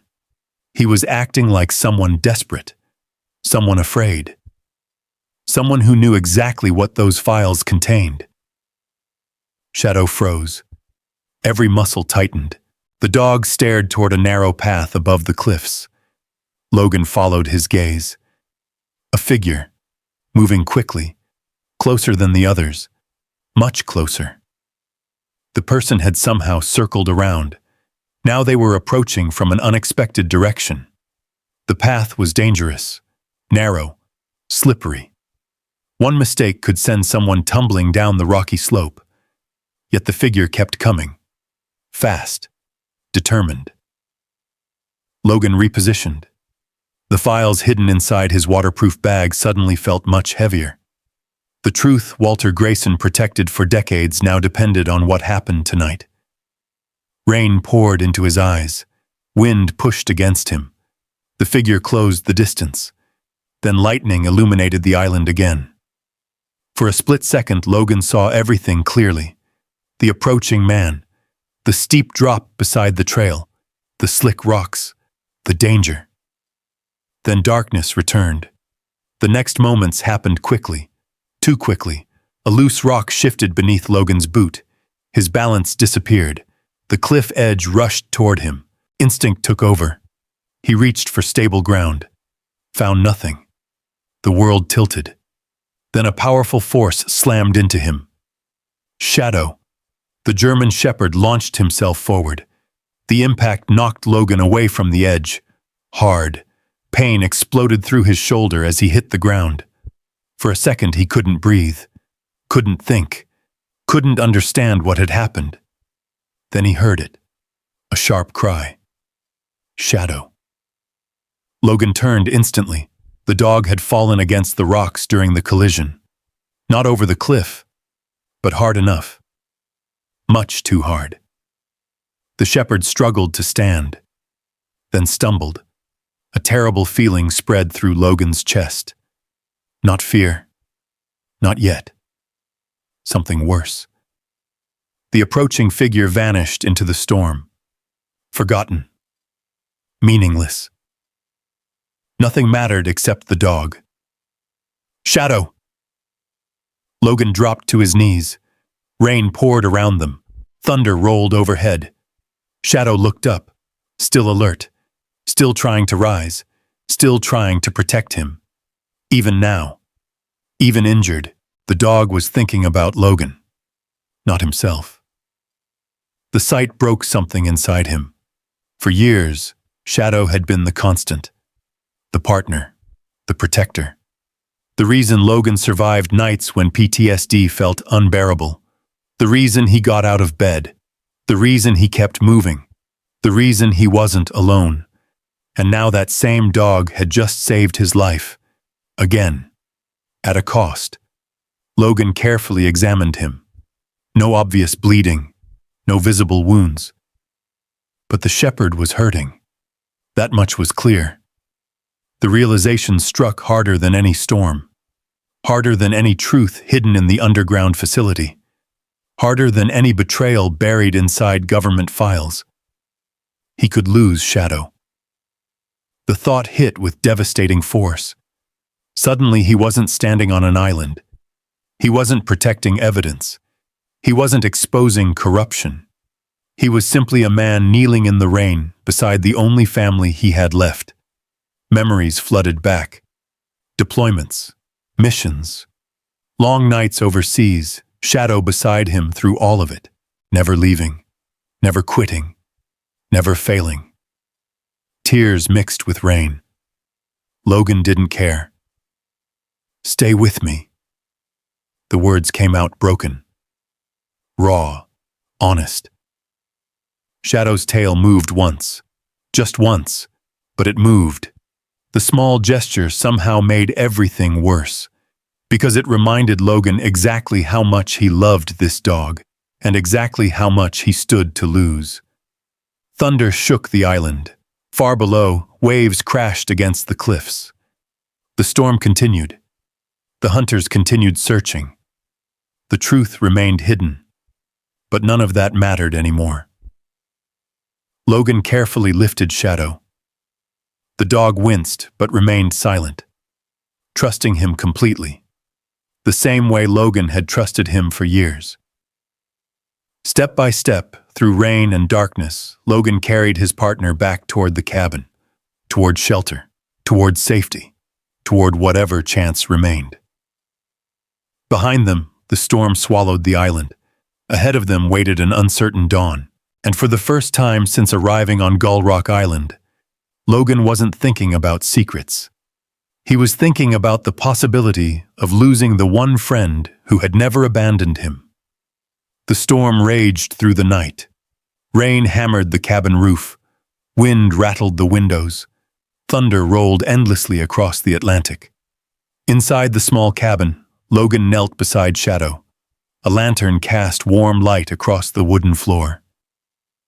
The German shepherd lay on a blanket near the fireplace, breathing, alert, but hurting. Logan had completed every examination he knew how to perform. No major bleeding, no obvious fractures. But the impact had been significant. The dog struggled whenever he tried to stand. That alone terrified Logan. Shadow had endured years of military service. Harsh terrain, explosions, extreme weather, long deployments. He was one of the toughest animals Logan had ever known. If he was struggling now, the injury was serious. Logan sat beside him, one hand resting gently on the dog's shoulder. Outside, lightning illuminated the island. Then darkness returned, again and again. Hours passed. Neither slept.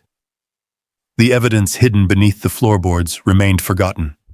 The underground facility remained forgotten. Even Derek Holloway remained forgotten. Nothing mattered except getting Shadow through the night.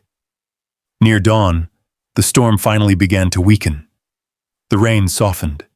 The wind eased. The first pale light appeared beyond the windows. Shadow lifted his head. His eyes found Logan immediately. The same eyes, the same trust, the same loyalty. Logan felt his throat tighten. "You're not leaving me." The words came out quietly, almost like a promise, or perhaps a plea. Shadow's tail moved once, just enough. By sunrise, the island seemed transformed. The storm clouds retreated toward the horizon. Sunlight broke through gaps in the sky. Golden beams stretched across the ocean. The violence of the night felt distant, almost unreal. Logan brewed coffee, then sat at the table staring at Walter Grayson's files. The weight of everything settled over him once more. The truth, the evidence, the cover-up, the names of men who had been forgotten, the names of men who deserved justice. He looked toward Shadow. The German shepherd had finally fallen asleep. For now. The sight brought relief, but only a little. Logan opened the first archive box. Inside rested financial records, thousands of pages, government contracts, payment schedules, internal correspondence. At first glance, the documents seemed boring, meaningless. Then patterns began to emerge. Certain companies appeared repeatedly. The same names, the same signatures, the same accounts. Logan spent hours sorting through them. The deeper he looked, the clearer the picture became. Walter Grayson had been right. This wasn't merely corruption. It was organized, systematic, deliberate. Millions of dollars moved through shell companies and defense contractors. Warnings were ignored. Safety concerns were buried. Reports were altered. Careers were destroyed. Lives were lost. And someone had profited. A lot. The realization filled him with cold anger. Not the explosive anger of youth, something older, more controlled, the kind that refuses to disappear. Around noon, a satellite phone inside the facility finally changed everything. Logan had discovered it earlier but assumed it no longer worked. Now, after restoring emergency power from a backup generator, the device flickered to life. One blinking light. Nothing more. Yet it was enough. His first call went to Monica Reed. The attorney answered immediately. Logan? Relief filled her voice. I've been trying to reach you for 2 days. I've been busy. That's an understatement. Logan looked at the files surrounding him. Monica, I need you to listen carefully. The silence that followed lasted nearly 20 minutes. Logan explained everything. The facility, the archives, the evidence, Operation Iron Harbor, the cover-up. When he finished, Monica said nothing for several seconds. Then, "Are you certain?" "Completely." Another pause. Then her professional tone returned. "You need federal investigators." "I know. You need secure evidence handling." "I know." "And Logan," her voice softened, "you're about to make some very powerful enemies." He looked toward Shadow. The dog remained asleep, peaceful for the first time in hours. "I think I already have." The next 48 hours unfolded faster than anything Logan could have imagined. Monica moved immediately. Contacts were made. Federal agencies were notified. Military investigators became involved. Independent auditors began reviewing archived records. The evidence Walter Grayson preserved for decades finally started reaching people who couldn't ignore it. By the third day, news organizations began asking questions. By the fourth, national reporters arrived in Maine. And by the fifth, the story exploded. The headlines appeared everywhere. Forgotten military operation linked to decades-old cover-up. Archived evidence reveals contractor misconduct. Veterans' deaths under new investigation. The story spread like wildfire. Names once buried resurfaced. Families long denied answers suddenly received phone calls. Questions became investigations. Investigations became revelations. And revelations became national news. Logan watched much of it unfold from the island. The attention felt unreal, distant, like watching someone else's life. The most shocking discovery arrived several days later. Federal investigators uncovered records linking one family repeatedly to the original cover-up. Financial influence, political pressure, contract approvals. The name appeared again and again. Holloway. Not Derek. His father. Richard Holloway. A powerful businessman who had died years earlier. A man respected publicly, celebrated publicly, but privately connected to many of the decisions that helped bury Operation Iron Harbor. The revelation stunned the country. It stunned Blackstone Point even more. Because suddenly Derek Holloway's behavior made perfect sense. The desperate offer, the surveillance, the attempts to recover the evidence. He hadn't been protecting himself. He had been protecting his family's legacy. The truth struck harder than Logan expected. Because Derek wasn't the architect of the cover-up. He was its heir. Just as Logan had inherited the island, Derek had inherited secrets. And now those secrets were surfacing. The irony wasn't lost on him. One inheritance exposed the truth. The other had spent years trying to bury it.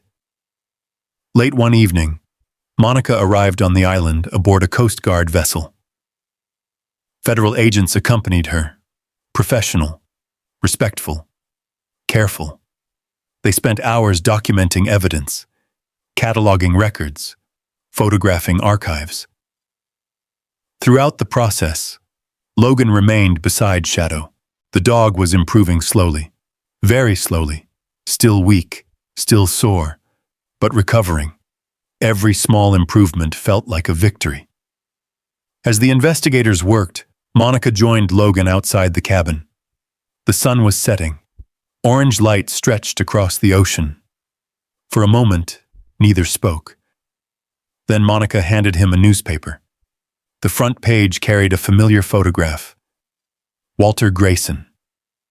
Beneath it ran a headline. Commander's decades-long fight for truth finally vindicated. Logan stared at it quietly. He was right all along. Monica nodded. Looks that way. The ocean breeze carried the scent of salt and distant rain. Far below, waves rolled against the cliffs. The island felt different now. Less like a mystery. More like a monument. A monument to truth. To sacrifice. To unfinished missions. Monica looked toward the horizon. You know this story isn't over. Logan nodded. He knew. Investigations would continue. Trials might follow. More secrets would emerge. But the hardest part was finished. The truth was no longer buried beneath the island. The truth was now above the surface. Visible. Unstoppable. And somewhere beyond the Atlantic horizon, powerful people who had spent decades hiding from accountability were finally beginning to realize something. Walter Grayson had won, and so had the men whose names he refused to let history forget. Winter arrived early along the Maine coast. Cold winds swept across the Atlantic. Gray skies hung low above Blackstone Point. The ocean seemed quieter now, not calmer, just older, as if it had finally surrendered a secret it had guarded for decades. Months passed. Investigations continued. Government reports filled newspapers. Congressional hearings appeared on television. Former officials answered difficult questions. Families of fallen servicemen finally received information they had spent years searching for. Names once forgotten returned to public memory. Photographs appeared again. Stories were told again. Lives were honored again. And throughout it all, Logan Mercer stayed mostly out of sight. The attention never interested him. The interviews, the cameras, the headlines. None of it felt important. Not compared to one thing. Shadow. The German Shepherd had survived. But recovery was slow, painfully slow. Several veterinary specialists had examined him. The final recommendation came from a rehabilitation center several hours inland, a place designed specifically for working dogs, police K9s, military dogs, search and rescue animals, dogs who had spent their lives serving others. The facility sat near a wooded valley surrounded by snow-covered hills, a quiet place, the kind of place built for healing. The first time Logan visited, he almost turned around in the parking lot, not because he was afraid of what he might find, because he was afraid of hope. Hope still made him nervous. After everything he had lost, hope often felt more dangerous than disappointment. The automatic doors opened. Warm air greeted him.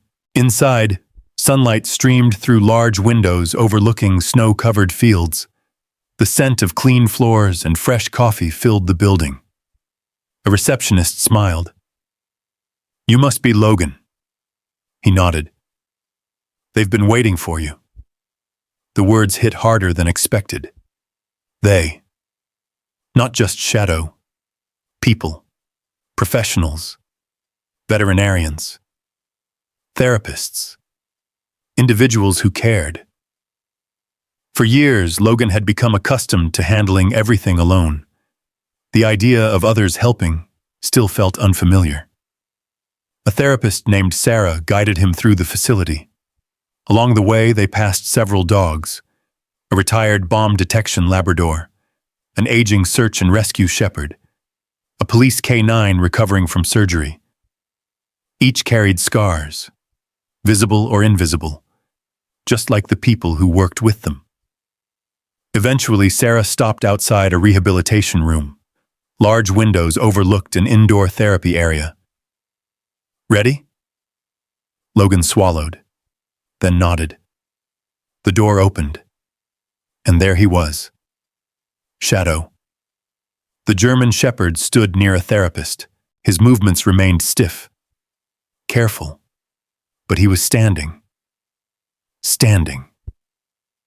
For a moment, Logan couldn't breathe. The dog turned. Their eyes met. Everything else disappeared. The room, the staff, the months, the distance, gone. Shadow immediately recognized him. The reaction was instant. The shepherd's ears rose, his tail began moving, then faster still. The dog started forward, not running, not yet, but trying. Every step seemed determined, purposeful, as though nothing in the world mattered more than reaching his partner. Logan dropped to one knee, the way he had countless times before deployments, before missions, before long nights overseas. Shadow closed the distance, then pressed himself against Logan's chest. The impact nearly broke him. Not physically, emotionally. Years of pain, years of guilt, years of loneliness. All collapsed beneath the simple reality of that moment. His friend was alive. His partner was alive. The one soul who had never abandoned him was still here. Logan wrapped both arms around the dog. For several seconds, neither moved. The rehabilitation staff quietly looked away, giving them privacy, giving them dignity. Because some reunions deserved silence. When Logan finally stood, Sarah handed him a progress report. The news was encouraging. Shadow would never be young again, but he would recover. Slowly, steadily, with time, with patience. The words felt miraculous. That evening, Logan sat outside the facility beneath a pale winter sky. Shadow rested beside him. Snow covered the nearby hills. The world looked clean, peaceful. For the first time in many years, Logan allowed himself to imagine a future. Not survival, not endurance, a future. The thought felt strange, yet somehow right. Several weeks later, another letter arrived. Not from lawyers, not from investigators, not from journalists, from the Department of Defense. The ceremony took place in Washington. Logan almost declined. Then he remembered Walter Grayson and Michael Reyes and all the others. So he attended. The auditorium was filled with families, veterans, military officials, rows of quiet faces. The atmosphere carried the weight of history. One by one, names were read. Men whose records had finally been corrected. Men whose sacrifices had finally been acknowledged. Photographs appeared on large screens. Stories were shared. Families cried. Others smiled through tears. Healing often looked like both. Then came Walter Grayson's turn. A posthumous commendation. Recognition decades overdue. As the commander's image appeared on screen, The room rose to its feet. A standing ovation. Long, respectful, powerful. Logan found himself standing too. Shadow sat beside him. The German shepherd wore a ceremonial service vest provided by the organizers. Several veterans nearby quietly saluted. Others wiped away tears. Because they understood. Some missions take days. Others take decades. Walter Grayson had completed his mission, even if he never lived to see it. Afterward, Monica Reed joined Logan outside the building. Snow drifted gently through the evening air. The city lights glowed beyond the streets. Neither spoke immediately. Finally, Monica smiled. So. Logan glanced toward her. So. What happens now? The question lingered. For months, everyone had asked variations of it. What would he do with the island? Sell it? Develop it? Turn it into a museum? The offers had become ridiculous. Millions of dollars, corporate proposals, historical foundations, investors. Everyone wanted a piece of Gull Rock Island. Logan looked down at Shadow. The shepherd sat calmly beside him. Older now, wiser somehow, still watching the world with those same loyal eyes. I don't know yet. Monica smiled. You do. Maybe she was right. Because deep down, Logan already suspected the answer. The island had never been about money, never about real estate, never even about the hidden facility. It had always been about people, the living, the fallen, those still searching for purpose, those still carrying invisible wounds. That realization followed him all the way back to Maine, back across the winter coastline, back toward the island, back toward the final decision waiting there, because Walter Grayson had left him more than evidence, more than secrets, more than land. He had left him a mission. And for the first time since losing everything, Logan felt ready to accept it. Spring returned to the Maine coast with slow determination. The snow melted from the hills. The harbor waters brightened. Fishing boats once again filled Blackstone Point with the sounds of engines, gulls, and early morning departures. Life moved forward, as it always did. But for Logan Mercer, the future no longer looked like something to survey. It looked like something to build. The first changes began on Gull Rock Island. They were small at first. A repaired dock, fresh paint on the cabin, new solar panels installed near the cliffs, supplies delivered by boat, construction materials stacked neatly beside the old shed. People noticed. Questions followed. Rumors spread. Some assumed Logan had finally decided to sell. Others believed a corporation had purchased the island. Neither was true. The reality was far more meaningful. One morning, Earl Benson stepped off a supply boat carrying a toolbox. He stared at the activity surrounding the cabin, then looked at Logan. You've been busy. Logan smiled. Need help? Earl snorted. That's not an answer. No. Good. The old mechanic grabbed his toolbox. Because I'm helping anyway. That was how it started. One volunteer became 2, 2 became 5, 5 became 20. Retired veterans arrived. Former military handlers arrived. Carpenters, electricians, therapists, veterinarians, people who understood service, people who understood sacrifice, people who understood what happened when a mission ended, but the wounds remained. Together, they transformed the island. The underground facility became something entirely different. The old operations rooms became counseling spaces. Storage chambers became temporary lodging. Meeting rooms became classrooms. The hidden facility that once protected secrets now began helping people heal. The symbolism wasn't lost on anyone, especially Logan. Throughout the process, Shadow remained nearby. His recovery continued, slowly, steadily. The old shepherd would never move quite as quickly as before, but he didn't seem to care. Every morning he walked the island, inspecting the work, greeting visitors, accepting attention from veterans who immediately understood who he was. A warrior, a survivor, a partner. One afternoon, a retired Marine knelt beside him. The man studied the gray around Shadow's muzzle, then smiled. "You carried your weight too, didn't you?" Shadow responded by placing a paw on the man's knee. The Marine laughed softly, then wiped away tears. Because some wounds recognized each other. Months later, the first families arrived. Not tourists, not reporters. Families of struggling veterans, retired military dogs, handlers searching for purpose, men and women carrying burdens that looked invisible to everyone except those who shared them. The island welcomed them all. The ocean provided silence. The cliffs provided perspective. The isolation that once protected secrets now created peace.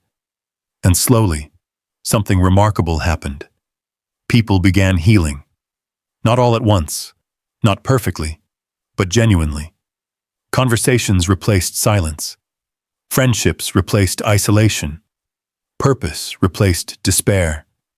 One evening, Logan stood near the old cabin watching the sunset paint the Atlantic in shades of gold and orange. Children played near the shoreline. Several retired military dogs rested beside a group of veterans gathered around a fire. Laughter drifted across the island. Real laughter. Warm laughter. The kind that healed instead of hurt. Monica Reed joined him. She looked across the island, then toward the facility, then back at Logan. "You did it." Logan shook his head. "No." He looked toward the ocean. "Walter did." The attorney smiled. "Maybe." A lighthouse beam swept across the distant water. The light rotated slowly through the evening mist. Steady, constant, guiding. Much like Walter Grayson had done. After Monica departed, Logan returned to the underground facility. Most of the renovation work had been completed. Only a few storage rooms remained untouched. One of those rooms sat at the far end of the original archive section, a place he had never fully explored. Something drew him there that evening. Perhaps curiosity, perhaps instinct, perhaps gratitude. The room was small, dusty, quiet. Shelves lined the walls. Most stood empty. As he examined the final shelf, something caught his eye. A sealed metal box, hidden behind old records, waiting. Logan carefully removed it. The lock had long since rusted away. Inside rested a single envelope, nothing else. His name appeared on the front. Logan Mercer, the handwriting belonged to Walter Grayson. Logan sat down slowly, then opened the letter. The paper crackled softly. The words were short, simple, direct. Exactly the way Walter always communicated. "Logan, if you're reading this, then you found everything. The truth, the evidence, the lies, but none of those things were ever the real inheritance." Logan paused, then continued reading. "I chose you years ago, not because you were perfect, not because you were the strongest, because you understood loss. Only someone who has been broken truly understands the value of helping others heal." A long silence filled the room. Outside, distant laughter drifted through the facility. Children, veterans, families, life. The letter continued. Money disappears. Property changes hands. History fades. But purpose survives. The island was never meant to preserve secrets forever. It was meant to become a place where people remember who they are. Logan swallowed hard. His eyes blurred briefly. The final paragraph waited below. If Shadow led you here, then trust him one last time. He already knows what took me years to learn. The greatest mission is not exposing the truth. It is protecting those who still need it. The watch continues. Walter. For several moments, Logan simply sat there, listening, thinking, remembering. Then he folded the letter carefully. The realization settled gently over him. Like the tide, like the ocean, like peace. The inheritance had never been the island. It had never been the underground facility. It had never been the evidence. The inheritance was purpose, a final mission. One man passing responsibility to another. One generation of warriors helping the next. Logan stepped outside. The evening air carried the scent of salt and wood smoke. Above him, stars filled the sky. Below, veterans gathered around the fire. Families laughed. Dogs rested beside their handlers. Life moved forward. Shadow stood waiting near the cliff. The old German shepherd looked out across the Atlantic, watching the horizon, watching the lighthouse beams sweep across the water. Logan joined him. Together they stood in silence, the same way they had stood countless times before. Partners, friends, family. The lighthouse flashed again.